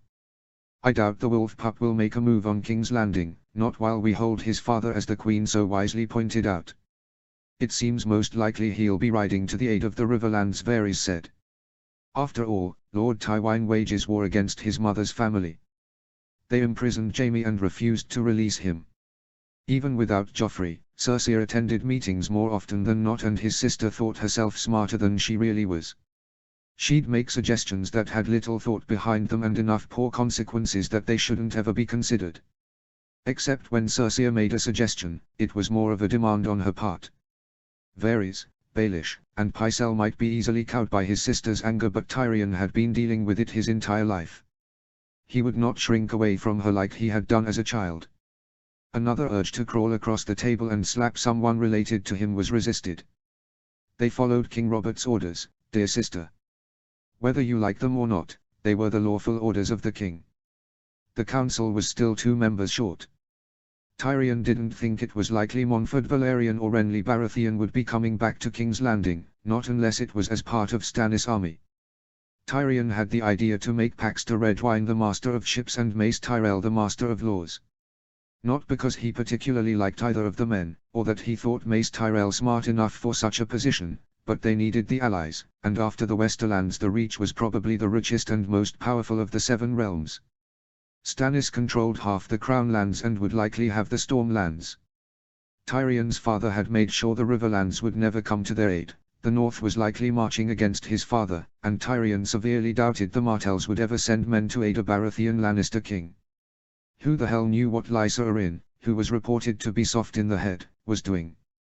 They needed the reach and the levies it could raise. We need allies, Tyrion said, and we need to increase the defenders of this city. I will send letters to Mace Tyrell and Paxter Redwyne inviting them to join the small council. Cersei scoffed. You would bring those idiots to sit on this council? Do you have suggestions, Your Grace? Aerys asked, shifting forward in his white armor as he tried to stop an argument between the siblings before it started. The Lord Commander of the Kingsguard had been busy observing the dozens of knights that had poured into King's Landing the past 2 weeks, each of them eager to be the 7th member of the Kingsguard. It wasn't the amount Tyrion had been hoping for, but given 3 of the kingdoms were actively at war against his family, not that the North had many knights to begin with, he figured it was the best they could get. None of them had impressed Aerys so far, which meant they wouldn't impress Tyrion. Jaime will be. Tyrion couldn't help it, he broke out into a fit of laughter. His sister was so terribly predictable sometimes. You dare mock me? Cersei demanded, green eyes narrowed and fingers digging into the arms of the chair she sat on. Joffrey became a bit more interested in the meeting. Watching his mother and uncle verbally fight was more entertaining than any of the other things they had been discussing. Aerys looked disappointed that his attempt to avoid this very thing had failed. Jaime is laying siege to Riverrun, doesn't have the patience to be a member of the small council, and is again the heir to Casterly Rock. That last one still stung to say, but he was getting better at hiding the pain from it. We need allies, and positions on the small council are some of the few bargaining chips we have to readily secure them. Cersei opened her mouth, but Maester Pycelle noisily cleared his throat. Your Grace, my Lord Hand, perhaps it is best if we revisit this conversation. There are still more things to discuss. As Cersei leaned back in her chair and crossed her arms, Tyrion nodded at the old man. You are right, Grand Maester. Stannis Baratheon has declared himself king. He has 125 of the ships in the royal fleet, leaving us with only 40. He also has the ships from the other narrow sea houses, plus Dragonstone. Maybe another 80 or 90 combined. What do we know of the rest of his forces? Whispers have a Lysan pirate and his fleet lending his aid to Stannis. There are also 10,000 sellswords on Dragonstone. Companies such as the Long Lances, Maiden's Men, and Iron Shields make up the bulk of these forces, Varys answered. For the Crown lands, all of the houses loyal to Dragonstone, except House Crab and their sworn houses, have declared for Stannis, as has House Wenduter and their sworn houses. Based on historical data, they will likely raise about 5,500 between them all. The Stormlands, if he raises all of his available levies, will be between 35,000 to 45,000 men. House Wendwater was on the border of the Stormlands, where the Wendwater River emptied into Blackwater Bay. Their declaring for Stannis rather than Joffrey, since they were sworn directly to the crown, was surprising. Though, it was the same thing for House Crab, just in the opposite direction. They dare defy their king. Joffrey's eyes were wide with anger. Tyrion wondered if Joffrey knew exactly how much of an unlikable prick he was, or if the boy was oblivious to it like his mother seemed to be. Renly Baratheon was already raising his levies on the orders of Ned Stark. Realistically, we could be under siege within the month, Tyrion said, ignoring his nephew. Renly by land, Stannis by sea. There was a knock on the door before it was pushed open by Sir Meryn, who stood guard outside. A servant came in, holding a sealed piece of parchment. Tyrion held out his hand, expecting to be the one to receive the message, but instead it was given to Varys. One of his little birds.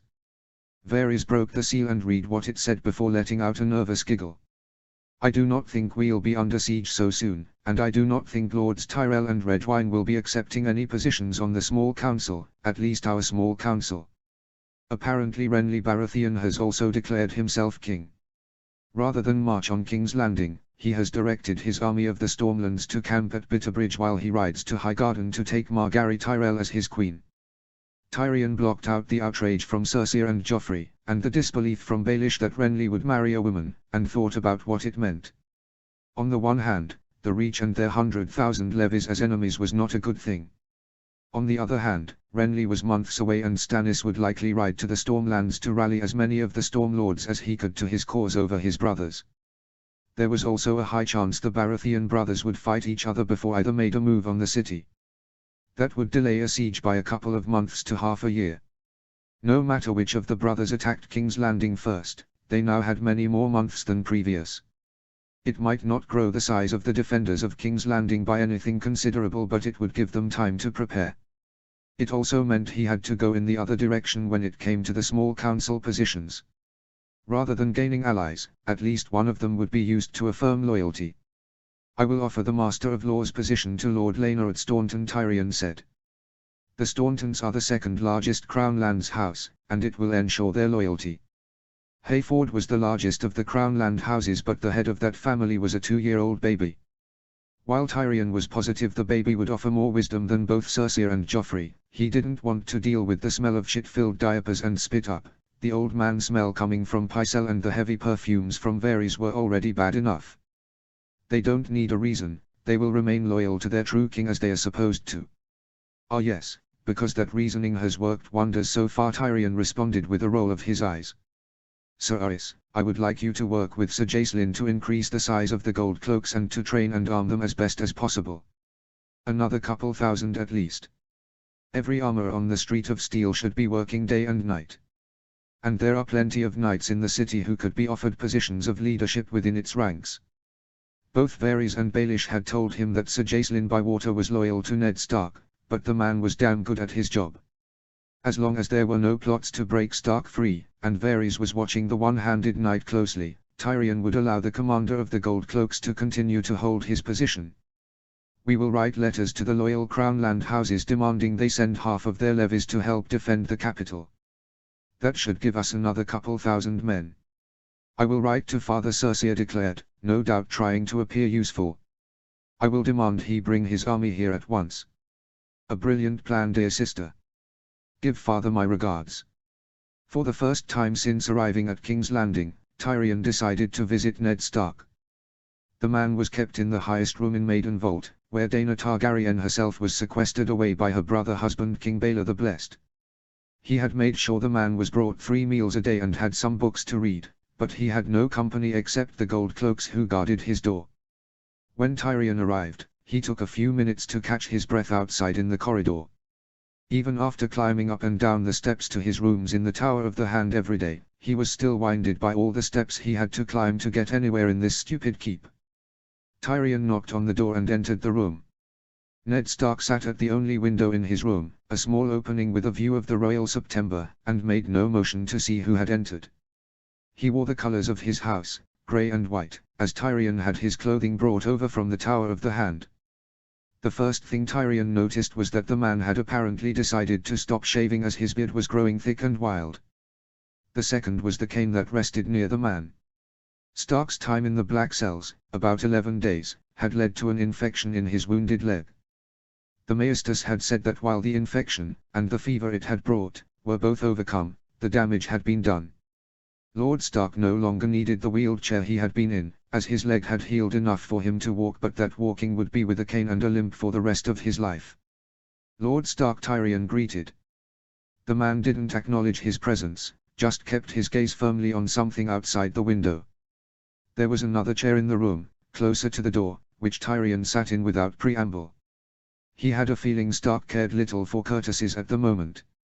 "My apologies for not seeing you sooner, my lord. Neither my sister nor my nephew are the most competent of rulers, and there are many messes I had to clean up as acting hand." Stark didn't move or say anything. Just continued staring out the damned window.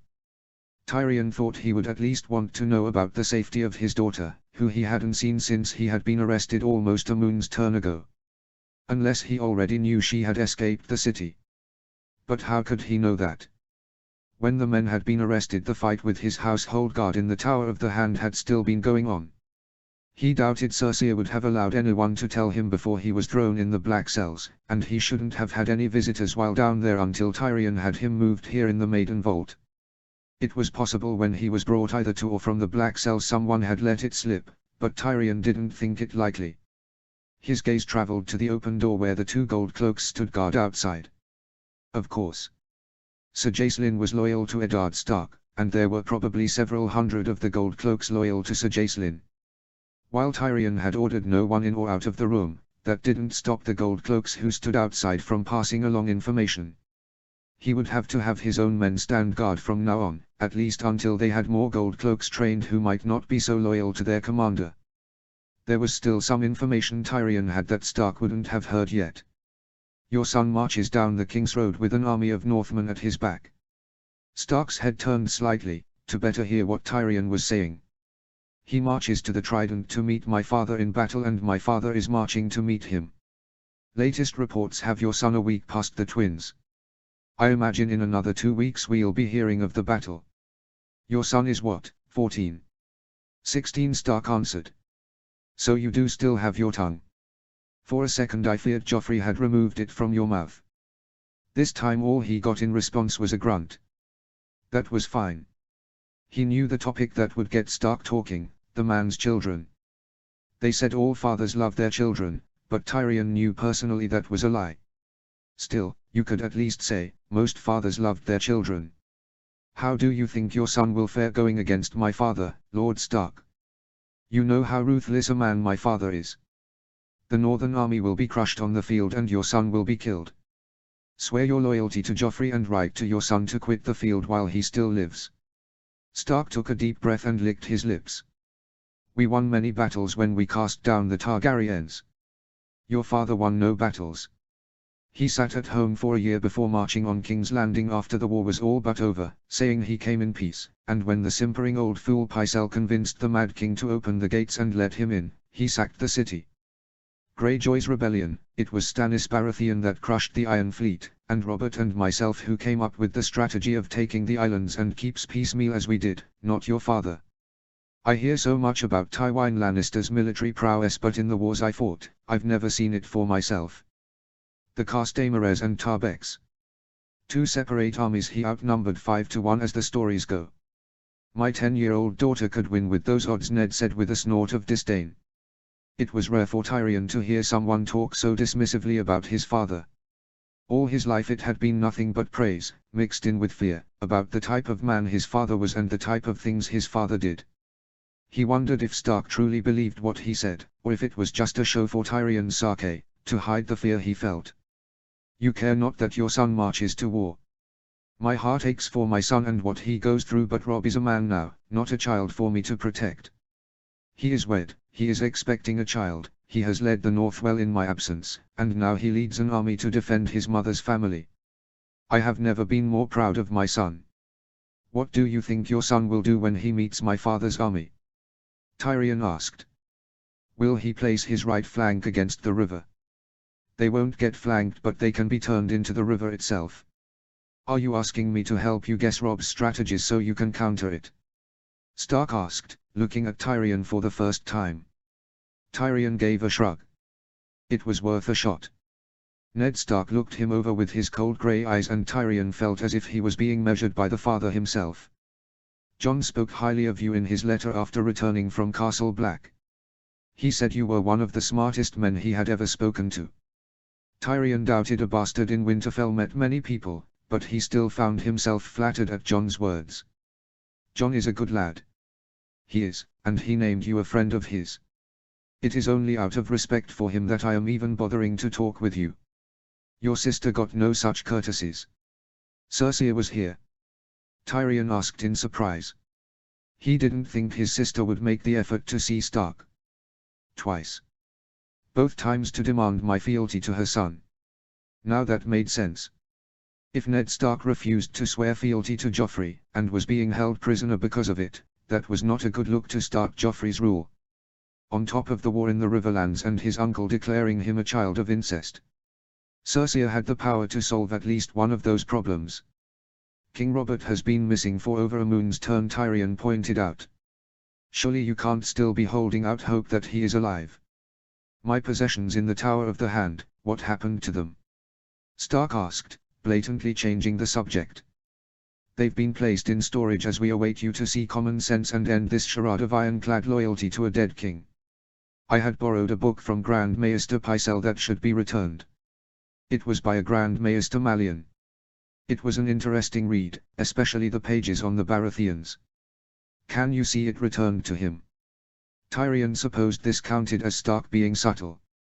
I guess it is the least I can do. Thank you, my lord. Though I imagine your next few days will be too busy to do so. Did Stark somehow know of not only Stannis declaring himself king but Renly doing so as well, or was he referring to something else? What do you mean? Have you not looked up today? Coming from any other man, Tyrion would have taken that as an insult. Stark gestured to the window and somewhat stupidly, Tyrion hopped down from his chair and waddled over to the window next to the former hand. He was lucky Eddard Stark was a man of honor, otherwise his hands could have easily wrapped around Tyrion's throat. Tyrion looked out the window, into the sky, and saw it. It cut across the sky like a bloody wound, a comet with a long tail trailing behind it, both blood red. Tyrion had seen comets before, but never during the day. What did it mean? Chapter 32, Jon 8. Jon 8. Jon was one of the men the Great Jon had tasked with going into the Twins to take prisoner whichever freakin' Sir Stephen asked them to. Gannon, the Stark guard Jon had trained, was one of the others who was picked. Gannon was chosen for the same reason many of the men were chosen, because they were tall and muscular. More likely to give pause to the Freys and their house guards. They gathered in 4 columns, with Jon standing in front with the 3 Umber men. You all right, Gannon? Jon asked the man who stood behind him. I think so, Gannon replied, hands fidgeting. Shouldn't be much bloodshed, Smalljon said from his place next to Jon. Doubt there will be too many disloyal guards, and even the Freys aren't dumb enough to go against this many men. Jon wondered if any of those they were to take prisoner and send to the wall were really deserving of such a thing. Then again, if Sir Stephen was the new lord of these lands, then his word was law, and if he declared his brothers and nephews were to be sent to the wall, they were to be sent to the wall. The drawbridge was lowered over the moat. Standing on the other side were about 20 men wearing the twin towers of House Frey. 3 of them looked like they were related to each other and must have been Freys. The one in charge was a wiry man in his early 30s with a black beard, who wore black armor under his white surcoat. The lead Frey looked over the rows of Northmen that stood in front of him before giving them a curt nod. Follow me. Remember, we are to subdue members of House Frey without any bloodshed unless necessary, Great Jon said, looking back over the men who lined up behind him. But there's no such restrictions on the guards. The last line was said with a vicious grin. They were led into the eastern keep, into what Jon could only assume was the Great Hall of the Twins, as the room was almost as wide and long as the keep itself. Inside was already packed with probably close to 100 people at the tables, each of them looking as tired as Jon felt, and another 30 guards that lined the walls. Many of the Free men were without weapons, and none wore armor. Black Walder, who said you could let these Northmen in, a Free with a lame leg shouted as he struggled to stand. I did. Sir Stephen entered the room flanked by 6 guards. He moved between the tables and rows of Northmen, up to the table at the head of the room. Stephen, what is the meaning of this? Another Free male with a bald head and a thin beard asked, standing as well. Why were we summoned from our beds this early in the morning? Why are the Northmen in our keep? Sir Stephen sat in the massive black oak chair that was reserved for the Lord of the Crossing and looked over his kin with a look that seemed to yell, finally. Lord Walder Frey took ill last night, Sir Stephen said, and unfortunately died in his sleep. That brought an uproar from all those gathered. Jon watched as the various Freys turned toward each other to talk in hurried voices or shouted at Stephen. Not one of them seemed upset at the passing of the man who was the father, grandfather, or great-grandfather to them. Jon wondered if there were any who were going to mourn the passing of Lord Walder Frey. Bloody Frey, Smalljon murmured next to him. Jon could only nod his head in agreement. Unknown to the rest of the Freys in the room, Black Walder had instructed the guards with him to close the main doors off and let none through. Once that was done, he began directing the Northmen to stand near certain Free men. I have taken my rightful place as Lord of the Crossings, Sir Stephen all but shouted, quieting down some of his noisier kin. While father was content to see these halls filled with the lot of you, I have no such wish. It got louder from there, and became violent when the Northmen were instructed to grab the male relatives Sir Stephen wanted taken to the Night's Watch. Some of those men drew weapons and were quickly tackled as the Northmen attempted to subdue them without major injury. A number of free guards stepped forward to defend certain men, but they were dealt with more forcefully than the free men themselves. While this was going on, many of the other Freys were screaming and rushing about to try to escape the mayhem. The entire time John, as he helped hold down the sword arm of a husky man with a square face and arms thick with muscle, had a sickening feeling in his stomach at what he was doing and who he was doing it for. He wondered what his father would think of Rob's decision to go along with this, and John's actions in assisting in it. In the end they bound the hands of 21 men of House Free and the 6 members of the Free Guard who survived, drawing their weapons to defend one of those 21 men. In the end Sir Stephen was getting rid of half of his brothers and their eldest sons. Walder Free's third son, Sir Innes Free. Innes' 2 sons, Egon Bloodborne and Roriger, as well as Roriger's son Robert. The 4th son, Sir Jared Free and his son Sir Titos, and then Sir Titos' son Zachary. The 6th son, Sir Hosteen Free and his son Sir Erwood. The 7th son Sir Simond Free. The 8th son, Sir Danwil Free. The 9th son, Meret Free and his son Little Walder, who was one of the 2 youngest. The 11th son, Sir Raymond Free. The 12th son, Lame Lothar Free. The 13th son, Sir Jarmos Free and his son Big Walder, the other of the 2 youngest. The 14th son, Sir Waylan Free. Then there was the eldest of the bastard sons, Sir Walder Rivers, his son Sir Eamon Rivers, and another of the bastard sons, Martin Rivers. Big Walder and Little Walder were only 9 years old. Their older cousins, Robert and Zachary, were both 12. John had seen a boy as young as 12 when he was at the wall a year ago, but 9 seemed young. It would be years before they'd let those 2 say their vows. After the bound men were forcefully escorted out of the room and any protest that was previously being voiced was silenced, Sir Stephen addressed his remaining kin. My father has ruled the twins for 68 years, but the 7 have finally called him to their side. This is a new age for the twins.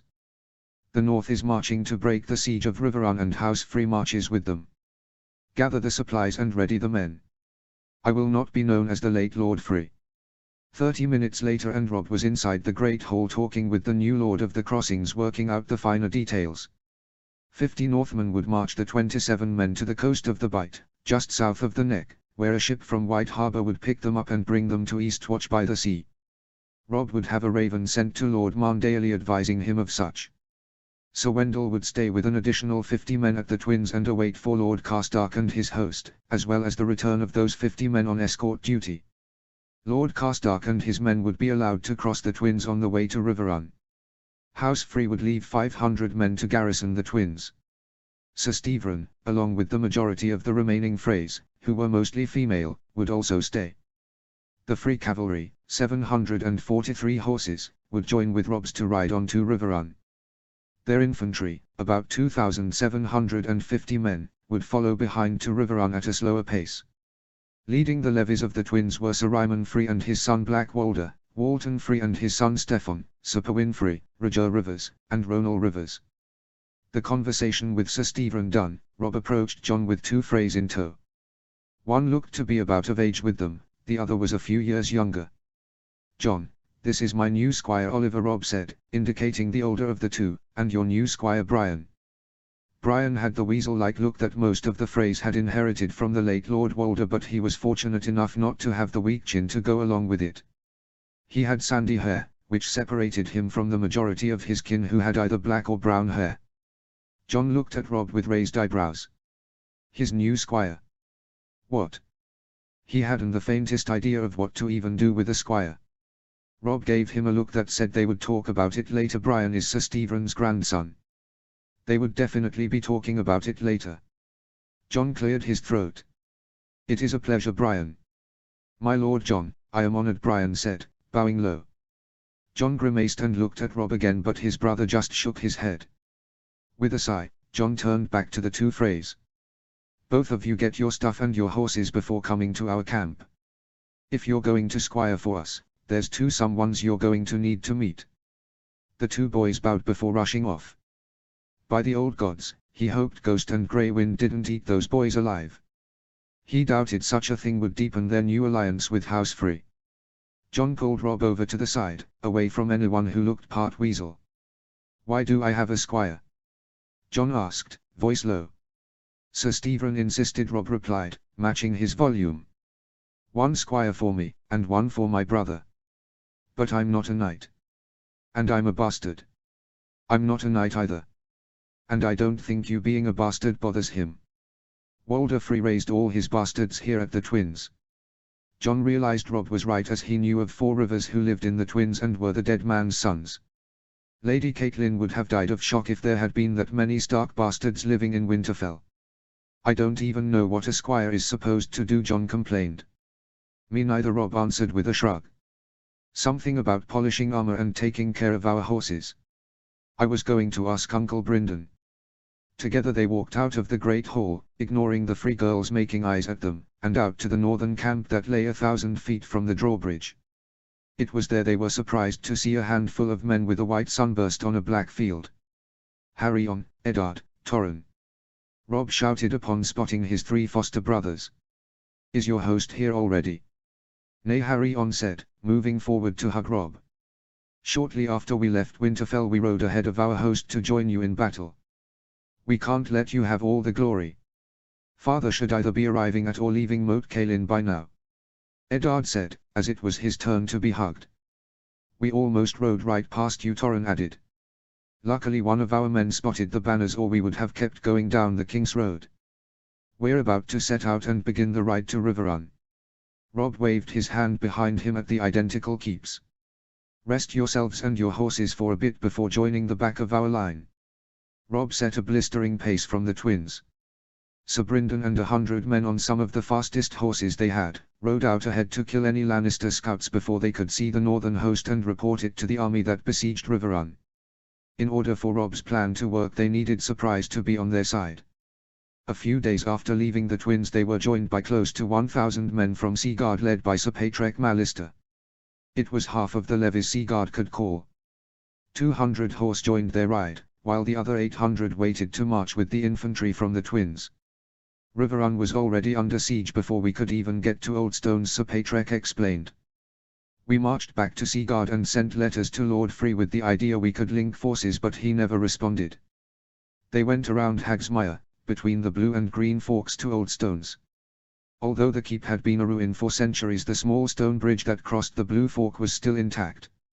It was to the south of Oldstones and west of Fairmarket that they discovered 630 men led by Sir Mark Piper and Sir Daemon Vipren, the remains of Edmure's host from outside Riverrun that wasn't captured, killed, or had retreated into the castle of House Tully. They only had 80 cavalry, losing more than half their horse in their mission to harass Lannister supply lines. The Kingslayer rides out after us every time, Sir Mark explained to Rob and his war council. Every time we attack his supplies, he personally leads 1,000 horses to chase us down. We've lost over 100 men to him these past few weeks, Sir Daemon said. The Kingslayer is itching for a battle, Sir Brynden said, with a thoughtful tone. He's never been a patient man and now his blood is running hot. Probably trying to rinse off the stench of his capture by the Lollistons. What are you thinking, Uncle? Rob asked. I'm thinking we can use that. Rob nodded his head, his thoughts syncing with his uncle's. An ambush. We will send men to lure him away from the rest of the host and crush him from all sides. Somewhere close enough to Riverrun that we can descend upon it within a few days of battle, but far enough away where the besiegers won't hear their friends being killed. I know the perfect place. That was how John found himself one of many who surrounded Rob as they hid amongst the trees that lined the sloping mountain base. The light of the moon gave just enough light to see in the dark. A bunch of the young nobles had volunteered to defend Rob: Smalljan Umber, Daisy Mormont, Darin Hornwood, Robin Flint, Sir Mark Piper, Sir Daemon Vipren, Sir Patrek Mallister, Sir Pewin Free, Oliver Free, the 3 Karstark brothers, and of course John and Theon. Rob called them his battle guard. John meant no offense to those who had volunteered, but it would have made more sense if Rob was surrounded by veteran men who were picked because of their skill in combat, not because of their station. Outside of this guard, Rob was surrounded by the cavalry of houses Free and Stark. Across the valley were the cavalry of houses Mormont, Umber, Flint, and Mallister. To the north, across the rocky stream that cut through the valley, were the cavalry of houses Marndale and Tallheart, as well as from the mountain clans who had marched with them from Winterfell: Harkley, Knott, Burley, Moss, Fur, Hawk, and the First Flints. To the south, Hidden away to be the last to reveal themselves were the infantry of Sir Mark and Sir Damon's host, mostly spearmen, led by Mage Mormont, who would cut off any hope of retreat. Up in the branches of the trees were the 150 archers from the small host led by Sir Mark and Sir Damon. While the archers were let loose a volley or two to start the ambush, their main goal was to make sure anyone who tried escaping was cut down. Now they just had to be silent and wait for the trap to be sprung. "You're daydreaming," Jon heard someone hiss. Was not Cayman answering hiss? Jon looked over to see Harry-On and Eddard Karstark having a go at each other. "You barely even spoke with her," Eddard said. "I wasn't thinking of her." "Thinking of who?" Robb asked, his voice low. Eddard jerked his thumb at Harry-On. "He spent the 2 hours we were at the Twins making eyes with one of the free girls." Oliver leaned forward from his spot behind Robb. "The free girl would be a sister or a niece of his." "Which one?" "I think her name was Roswin." Roslyn Oliver and Harry-On corrected at the same time. Harry-On realized he had spoken aloud and his cheeks reddened. Robb, Eddard, and Torrin all laughed at his embarrassment. Jon wished they would shut up. Sir Brynden and his men would come riding through any minute, and they couldn't let the Kingslayer know what lay in wait for him in this valley. "We will talk about Harry-On's sweet love after the battle. For now, we must keep quiet," Robb ordered, remembering the situation they were in. Harry-On looked like he wanted to protest but was prevented from doing so as a bird called in the distance, a high sharp trill. Another bird answered, then a third and fourth. Jon knew their call well, snow shrikes, they were northern birds. He knew what their calls meant. They were coming. The Kingslayer was coming. The thunder of hooves on the ground started as a faint whisper before crescendoing, joining with the clanging of metal and shouted curses into a cacophony. 230 cavalry flying the banners of House Tully burst into the clearing, led by Sir Brynden. It only took a moment before the Blackfishers' men had ridden past them. They were followed by armored men in red and gold. There were hundreds of them, easily 5 times as many as the Blackfish had. Every muscle in Jon's body was taut and he felt like he was about to burst. He didn't think he could grip his sword any tighter in his hands. A horn was blown to the south, Mage Mormont letting them know that the last of the Lannister horse had ridden into their trap. Grey Wind chose that moment to howl, the cry lingering in the air for a moment as everything seemed to still. Then the arrows started to fly. Jon wasn't sure who rushed forward first, but whoever it was broke the dam. They surged forward, coming upon the shocked Lannister host from all sides. The Kingslayer shouted to try to organize his men, but it mattered little. Some of the Lannister men, including the Kingslayer himself, wore plate armor that would be difficult for a sword. Instead, Jon pointed his horse at one of the men-at-arms whose armor was mostly leather and chainmail, with only a few plated pieces of armor, helm, breastplate, gauntlets. Before the man could react, Jon was on him, his horse slamming into the side of the man's larger courser. He jabbed his sword as hard as he could into the man's thigh. He didn't slice all the way through the chainmail that protected the leg, but his sword had a thin and sharp point, specifically designed to stab through the rings, and it sunk a few inches into the meat of the thigh. The man cursed and turned to engage Jon, but another rider slammed into him, knocking them both off their horses. Jon felt himself blink in surprise at the turn of events as he looked for his next opponent. A knight in full plate armor greeted him, swinging his sword wildly.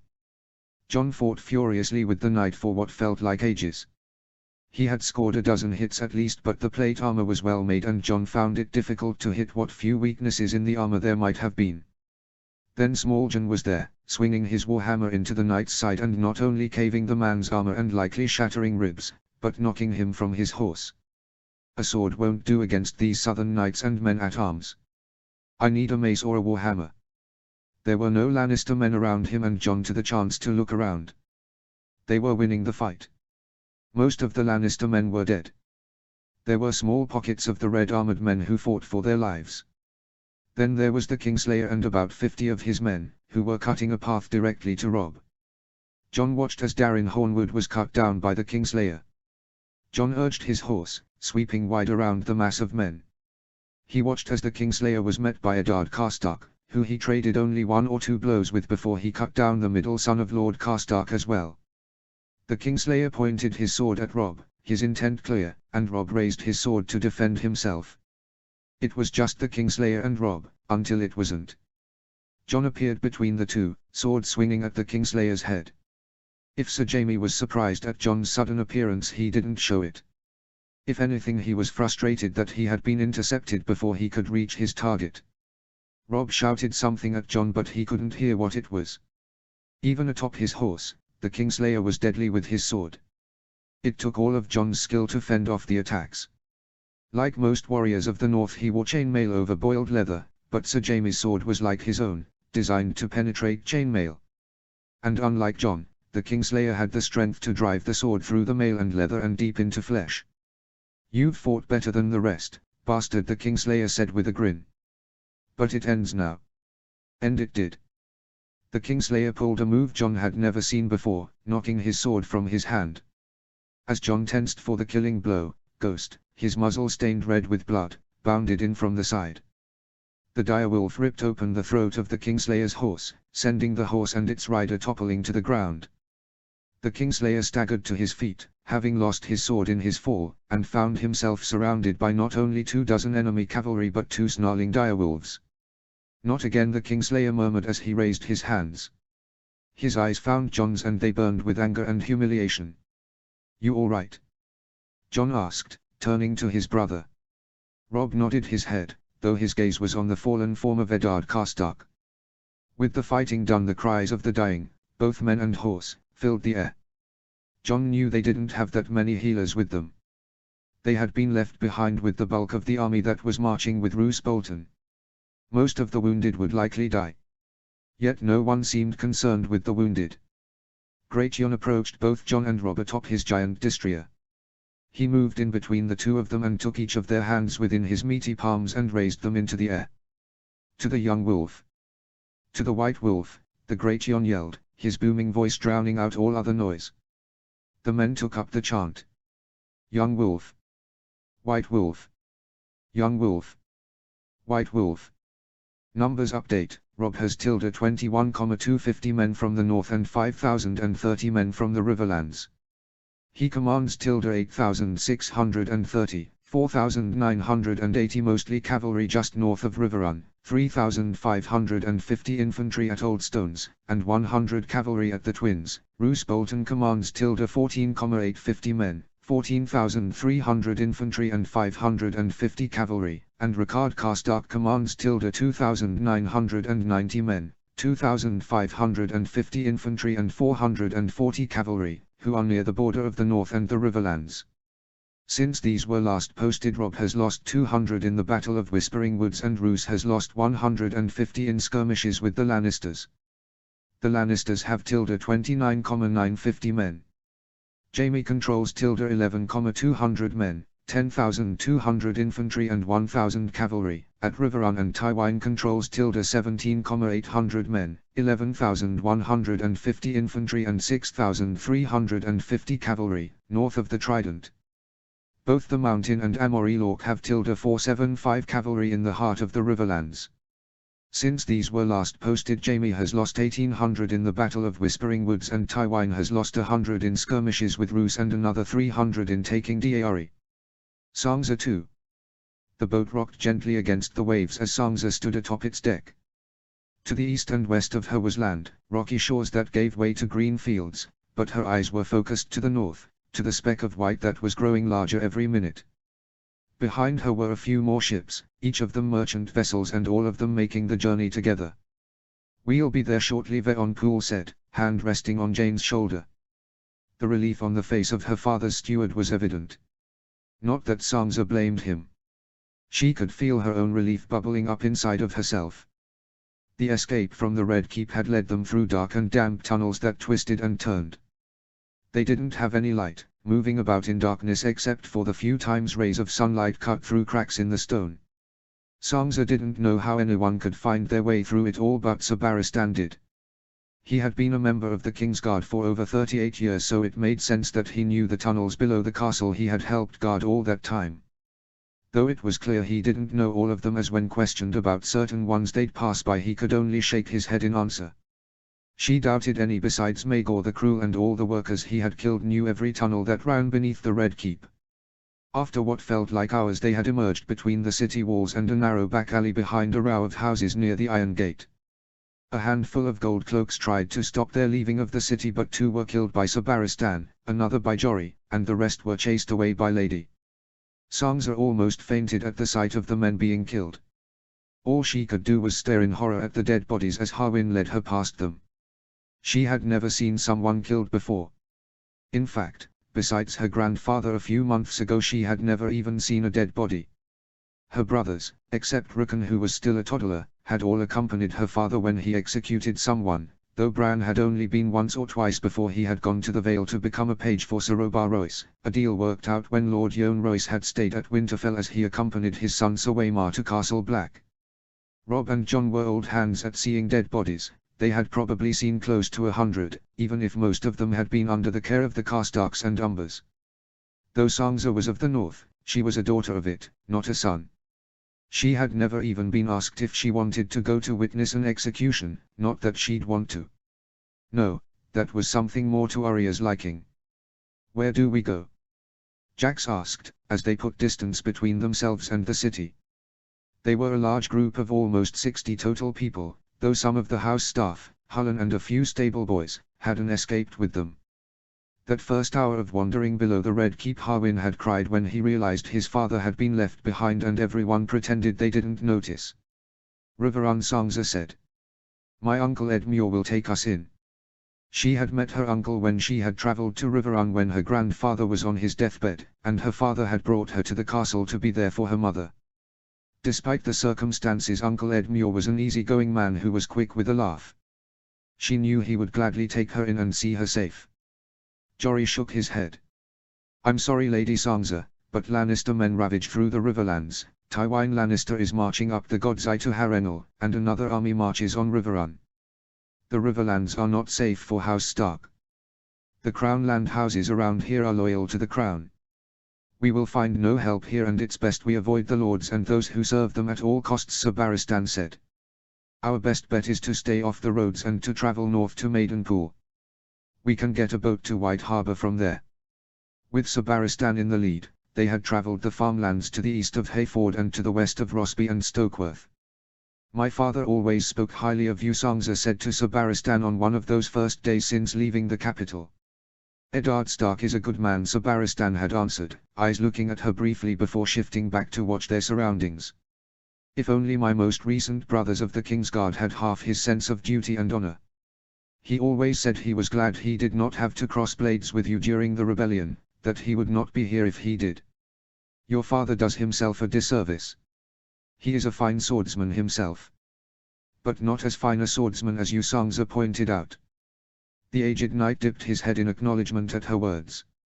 At least once a day during that first week they hid from gold cloaks on horseback that Lady alerted them to. The direwolf was a better scout than every man in their party, and they would have been caught multiple times if it wasn't for Lady. "Every time we're forced to hide is hours of travel wasted," Sir Barristan said on the 6th day of their escape, after being forced to hide again. "At this rate it will take us the turn of 2 moons before we get to Maidenpool." Sangza was tired. Never before had she walked so far in a day, and never for so many days in a row. On her feet were the thin slippers popular with the noble women of King's Landing, which offered no protection from the uneven and rocky ground. She felt every single pebble she stepped on. And her dresses were not meant for such travel either. They were frilly things with wide sleeves and layers that hovered only an inch or 2 above the ground and constantly got caught on things. She had only worn 2 of them, and both were dirty and ripped. While Sir Barristan hated the times they were forced to stop, Sangza relished them. "We should split up," Jory said. "There's too many of us, and us Stark guards are too noticeable in our armor, as are you, Sir Barristan." Jory gave a pointed look to the white armor the former Kingsguard still wore. Sir Barristan looked down. "Yes, perhaps we should have ditched our armor before we escaped the city, but I think we can use it to our advantage now." 10 minutes later Jory held up one of Sangza's spare dresses to Jax. "No." Jax protested, furiously shaking his head. "You're the smallest one. I'm not putting on a bloody dress." Sangza walked up to Jax and took one of his hands in her own. "Please, Jax, for the love you hold for my family. I will make sure you are rewarded for this. I promise by the old gods and the new. Jax looked at her pleading face, which was level with his own, and sighed. Give me the damn dress. The plan was simple. Sansa, all of the house staff, and half of the guard would continue as originally planned, traveling north through the land that lay between the major keeps and holdfasts of the Crown lands until they reached Maidenpool. The guard, including Jory, would ditch their armor. Maybe they'd get lucky and someone else would find it and wear it, leading the gold cloaks looking for them in other directions. Sir Barristan and half of the guard, including Jax wearing one of Sansa's dresses and a hooded cloak, would travel northwest towards the King's Road, and they would do so in full armor. There was an inn to the west of Southhorn that they would make sure they were spotted at.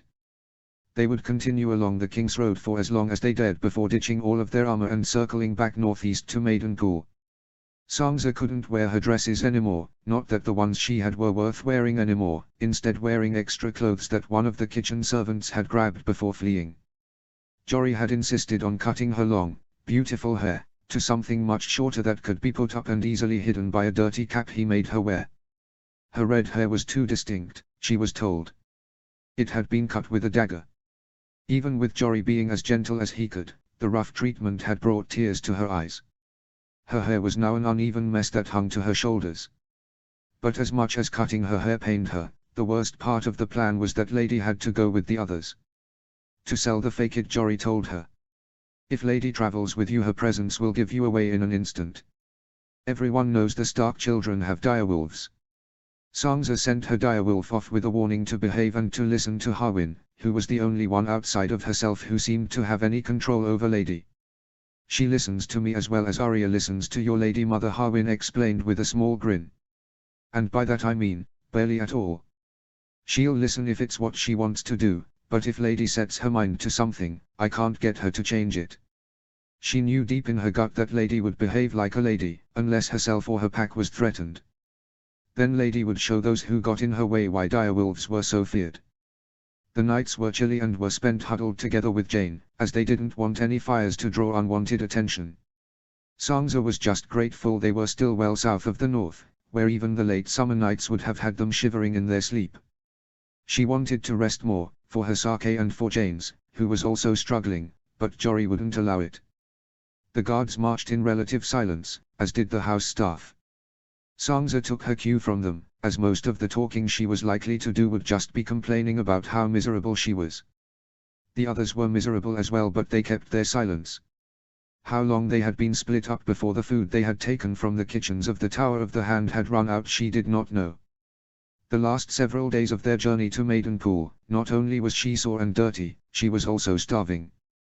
They did what they could for food, stripping berry bushes and hunting the rabbits and squirrels that roamed the land. They plucked ripened vegetables from the edge of the farms they passed. Yet it was not enough to feed all of them, and though she was often given the largest share of the small amount of food they gathered each day, Sansa would split her extra food with Jane. The first 2 days after splitting up they had seen gold cloaks, spotted much closer than previous days without Lady to alert them well beforehand. Sansa always made sure to hide when they came, but the others didn't need to like she did. After those first 2 days, they didn't see the gold cloaks again. The ruse must have worked. She wasn't sure how long the total journey took, but she knew it was over a moon's turn before they came upon Maidenpool. The city had walls built of pink stone, something she had never seen before. She couldn't help but admire the walls as they walked through the gates. They were part of a much larger group, refugees fleeing the fighting in the heart of the Riverlands who were seeking safety behind the city walls. Unlike the refugees though, they had coin to pay for rooms and food. We wait for a week, Jory said on their first night in the inn by the docks he had chosen. If the others don't arrive by then we must take a ship without them. Sansa, Jane, and 2 serving girls who were a few years older than them, got their own room. The rest were split between 2 rooms of their own. Despite them being safely behind city walls guarded by the city watch, Jory had the house guards work in shifts to watch her. She was not allowed to leave her room in the inn to wander on her own, something no others had such restrictions on. In fact, not only were they free to wander the city, they were asked to do so to gather information and look for the coming of Sir Barristan and those who had gone with him. The first few days she spent stuck in the inn. She had bathed for the first time in what felt like ages, and rested her sore feet. On the third day she felt antsy and wanted to walk through a bit of the city, but Jory would not allow it. There was nothing in the room to distract herself with, no needle and thread, and no books. The guards outside the door wouldn't talk to her for fear of getting distracted, and the two serving girls were used to being commanded by Sangza, so they were not good conversationalists. While Jane had spent the third day exploring Maidenpool, Sangza had begged her friend to keep her company on the fourth day lest she go mad with boredom. There was a handsome knight by the gates to the keep, Jane said dreamily, as she recalled her exploring of Maidenpool. Father said he's likely a captain in the city watch. A knight of a city watch would be a good match for Jane, but Sangza knew that Jane fell in love with every handsome man she saw. Not that Sangza could say she used to be much better. That was before King's Landing had changed her. Jaime Lannister was one of the best-looking men she had ever seen, but he had attacked her father and killed men from the north she had known all her life. Prince Joffrey was handsome, but she had seen how cruel he could be. Renly Baratheon was handsome, but it seemed like everyone around him was something to mock and laugh at. Loras Tyrell, on the few chances she saw him, was even better looking than Jaime Lannister, but while he appeared charming and chivalrous, she had witnessed his arrogance and anger. All those handsome men, and none of them were the type of man she would want to find herself wed to. When they had travelled to Riverrun to see her grandfather, they had stopped at Raventree Hall, the family of her betrothed. She had hoped to see Sir Brynden Blackwood, to see if she was as handsome as she hoped, so she could have the fairy tale she always dreamed of, but he had been away at some tourney in the Reach with his brother Sir Lucas. She had seen his father, Lord Tytos, a tall man with plain looks, and the third eldest brother, a tall and gangly teen with a cowlick who none of the bards would ever mistake for handsome. After the feast Lord Blackwood had held for them, she had cried in the guest room she was in because it seemed like the man she was set to marry was not handsome at all. Now she didn't find herself much caring if Sir Brynden Blackwood was handsome or not. She had enough of men whose looks hid the type of person they truly were. She just hoped her betrothed was a good man, like her father. Jane's description of the knight, which had gotten to his dark curly looks that tickled his neck, was interrupted by the twin bells of the city's September beginning to ring. The two girls looked at each other in confusion. Sangza got up and stuck her head out into the hallway to look at the man who stood there to guard her. "It seems early for evening prayer," she said with uncertainty, looking at the man. Like all other southern sects, the one in Maidenpool had evening prayer, which it rang its bells to announce. The guard, called Roddy, scratched at his cheek. "It's barely midday," he said. Roddy would have no idea about the traditions and practices of those who followed the Seven, but he would know the time of day. There was shouting in the streets, high panicked voices. Cutting through it all was the howl of a wolf. No, not a wolf. Lady Sangza breathed. She ran from her room, ignoring the surprised shout from both Jane and Roddy. She raced down the stairs into the main floor of the inn and saw those who occupied the room peering outside windows or looking outside the door. Sangza moved to the Stark servants and guards who were there. "What is the commotion?" "We think the city is under attack," one of the cooks answered. Sangza paled at the news. If that was true, then they would need to leave the city as soon as possible. Without Lady, or Harwin, or Jax, or any of the other Stark guards that had gone with them. And where was Jory and the others? "Which means the ships won't be long for the harbor," Veon Poole said. "We need to head there now, to secure passage." "What about the others?" Sangza asked. Veon's lips pressed themselves tightly together. "This is either a siege, in which case the ports will be blockaded shortly, or this is an assault and armed men will storm the city. Either way, we cannot stay here." They were instructed to go and grab all of their bags, especially the ones that had their money and jewels. Once all the bags were gathered, they exited the inn. There was sounds of fighting in the air, and it was a lot closer to them than Sangza would think possible. A wild-looking man with dark braided hair with bells, leather armor that looked to be foreign, and a curved sword that looked like a scythe, appeared in front of them. The wild man slashed out with his sword, cutting down one of the cooks who had worked for the Stark family since before Sangza was born. She was one of many who cried out at the sight, as the wild man turned toward the rest of them. The few guards with them struggled to bring out their swords, but it didn't matter because Jory appeared from out of nowhere, longsword raised in front of him. The fight was quick, a few swings of the sword from each, metal clanging against metal, before Jory's longsword was buried into the wild man's chest. As Jory yanked his sword from the man's chest, Sansa had to look away due to the nausea that overwhelmed her. "We have to get to the docks, now," Jory commanded. "What happened?" Veon asked. "Sellswords entered the city before the Lannister host was spotted. They're tearing it apart from the inside," Jory explained, pushing them toward the docks. The guards with them had their swords in hand, and some of the other guards who had been exploring the city that day came from the panicking crowds. "We lost Carl and Davan," one of the guards explained to Jory, "to some psychotic fool and a bloody septon." "What of the others?" Sansa asked, remembering hearing ladies howl. "Sir Barristan and Harwin." She was answered by Lady rushing at her, muzzle red with blood. Many screamed at the direwolf's sudden appearance, but not Sansa. Instead she gave a cry of joy, arms encircling the wolf without a care for the blood that dripped from the muzzle and onto her skin. Sir Barristan, Harwin, and 5 other of the Stark Guard were there, each of them carrying a sword stained with blood. "So few of you?" Sang asked, petting Lady as she surveyed the men who had split from them all those weeks ago. "We couldn't escape the gold cloaks," Sir Barristan said, grimly. 8 of the men were killed. "And we lost another getting through these sellswords in the city."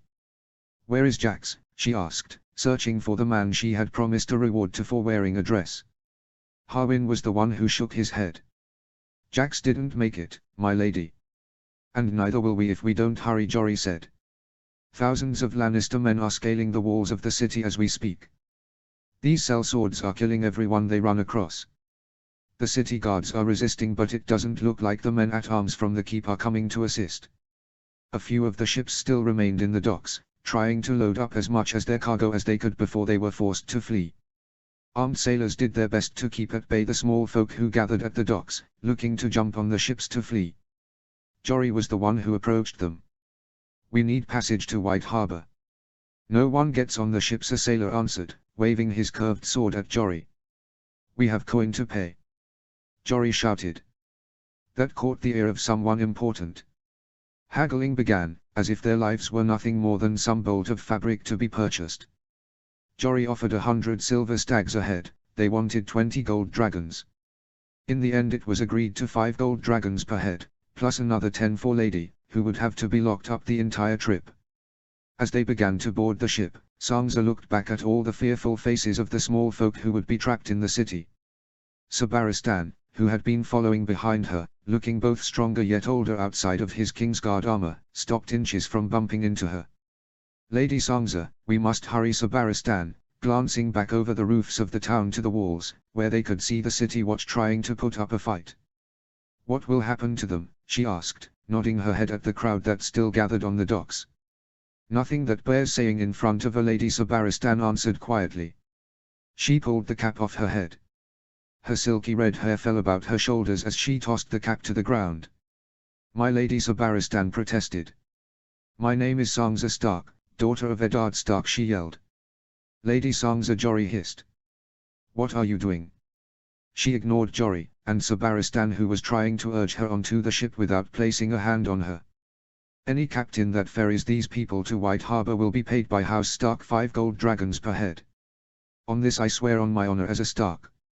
11 days later and they were sailing into White Harbor, a small fleet of merchant ships packed with small folk amongst their cargo. They would be docking at the only city in the north in a few hours, and by then she would have to make good on her pledge to have the captains of these ships paid.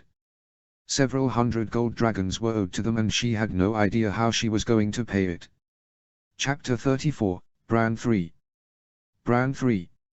Highgarden looked much the same as it had a moon's turn ago, when they had departed the castle after the tourney had ended.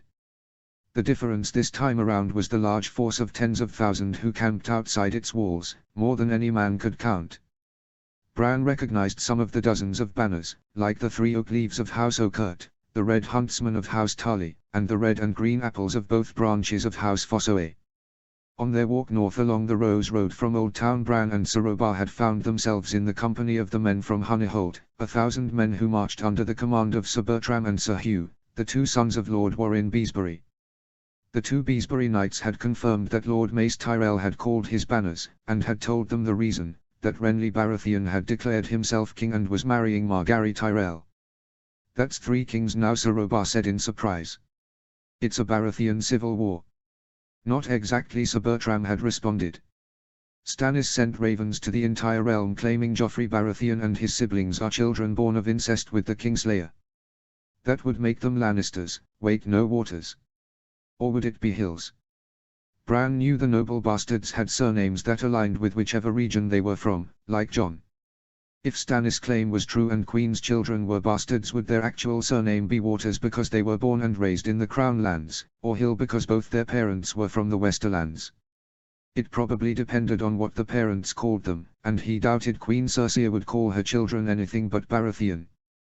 Could just be a pretense to claim the throne, Sir Robar pointed out, after getting over his disgust at the news.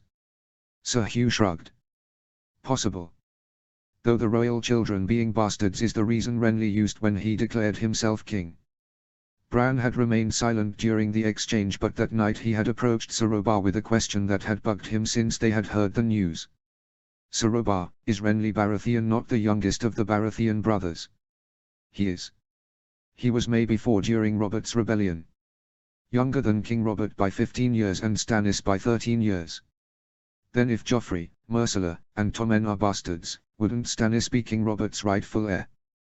Why wouldn't Renly pledge himself to his brother? Sir Robar was quiet for a moment. I cannot speak to Renly's mind. My father has often told me that Stannis Baratheon is a hard man who few hold any love for.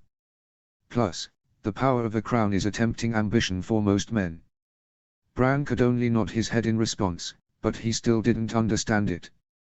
Renly shouldn't be raising himself up as a king, he should be helping his older brother. Bran knew he would never try to claim Robb's birthright. He would support his brother to the best of his abilities, as was his duties as the second son.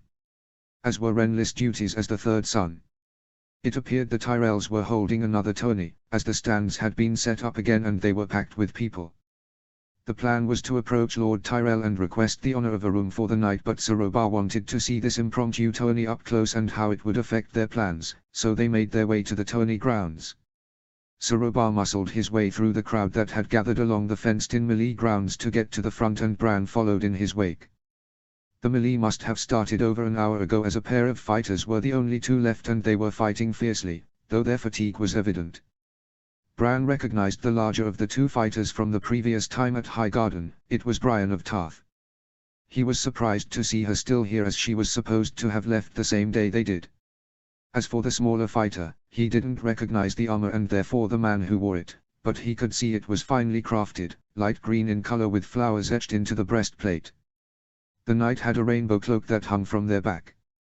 Sir Robar, who is the knight that Bran is fighting? That is the Knight of Flowers, Sir Loras Tyrell, Sir Robar answered. Youngest son of Lord Mace Tyrell and one of the best swordsmen in the realm. Bran watched the two fight until Sir Loras disarmed Brienne, no doubt assuming his victory. Except rather than accept defeat, Brienne instead tackled the Knight of Flowers to the ground, and after a bit of a struggle had his visor up with the point of a dirk leveled at his left eye. The melee was called to an end and a man on the raised platform stood from his seat, clapping. Bran recognized him from his time in King's Landing, Renly Baratheon. He was dressed in a green doublet stitched with golden thread. Atop his head, nestled in his thick black hair, was a crown of golden roses with a jade stag's head with golden eyes and antlers in the middle. Others joined him, thought the enthusiasm of the clapping varied from person to person. Not many appeared thrilled at the outcome. Approach. Brienne scrambled to her feet and walked to the newest king, while a squire ran out to assist Sir Loras to his feet. Brienne knelt in front of Renly and bowed her head. You are everything I was promised and more, Lady Brienne. As champion you may ask of me any boon you may desire, and if it is within my power to grant it, it is yours. Your Grace, Brienne answered, lifting up her visor, I ask the honor of a place among your Rainbow Guard. I would be one of your 7 and pledge my life to yours, to go where you go, ride by your side, and protect you from all hurt and harm. Done. Rise and remove your helm. Renly moved to the side of the platform he had been seated on with Margaery Tyrell and other members of the Tyrell family. Bran saw 2 men standing behind Renly, who also bore rainbow cloaks. They must be, along with Sir Loras, the members of this Rainbow Guard that Brienne was now joining. By the time Renly was standing in front of Brienne, she had stood up and removed her helm. Renly cut away the cloak that she had been wearing, the one that bore the colors of House Tarth, and instead fastened the same rainbow cloak the others wore. Brian's smile lit up her face and her voice was strong and proud when she said, "My life for yours, your grace. From this day on I am your shield. I swear it by the old gods and the new." Bran had never seen Brian look so happy before, and he wanted to go up and congratulate her, but Sir Robar advised against it. It was clear Highgarden was going to be too crowded for them to stay the night, and it would be best if they used the remaining daylight to get a few more miles of travel in. They made their way back through the crowd and to the stables where they had left their horses and Summer. Bran had been a page for a year and several months now, and he still found the saddles heavy and cumbersome things. He was too short to saddle Sir Robar's horse, but handed the knight his saddle, before grabbing his own. Summer stood from where he had been sitting and let out a low growl. "Sir Robar, if I might have a word." They both turned in surprise to see Renly Baratheon standing there with the two rainbow guards that had stood with him on the platform overseeing the melee. Now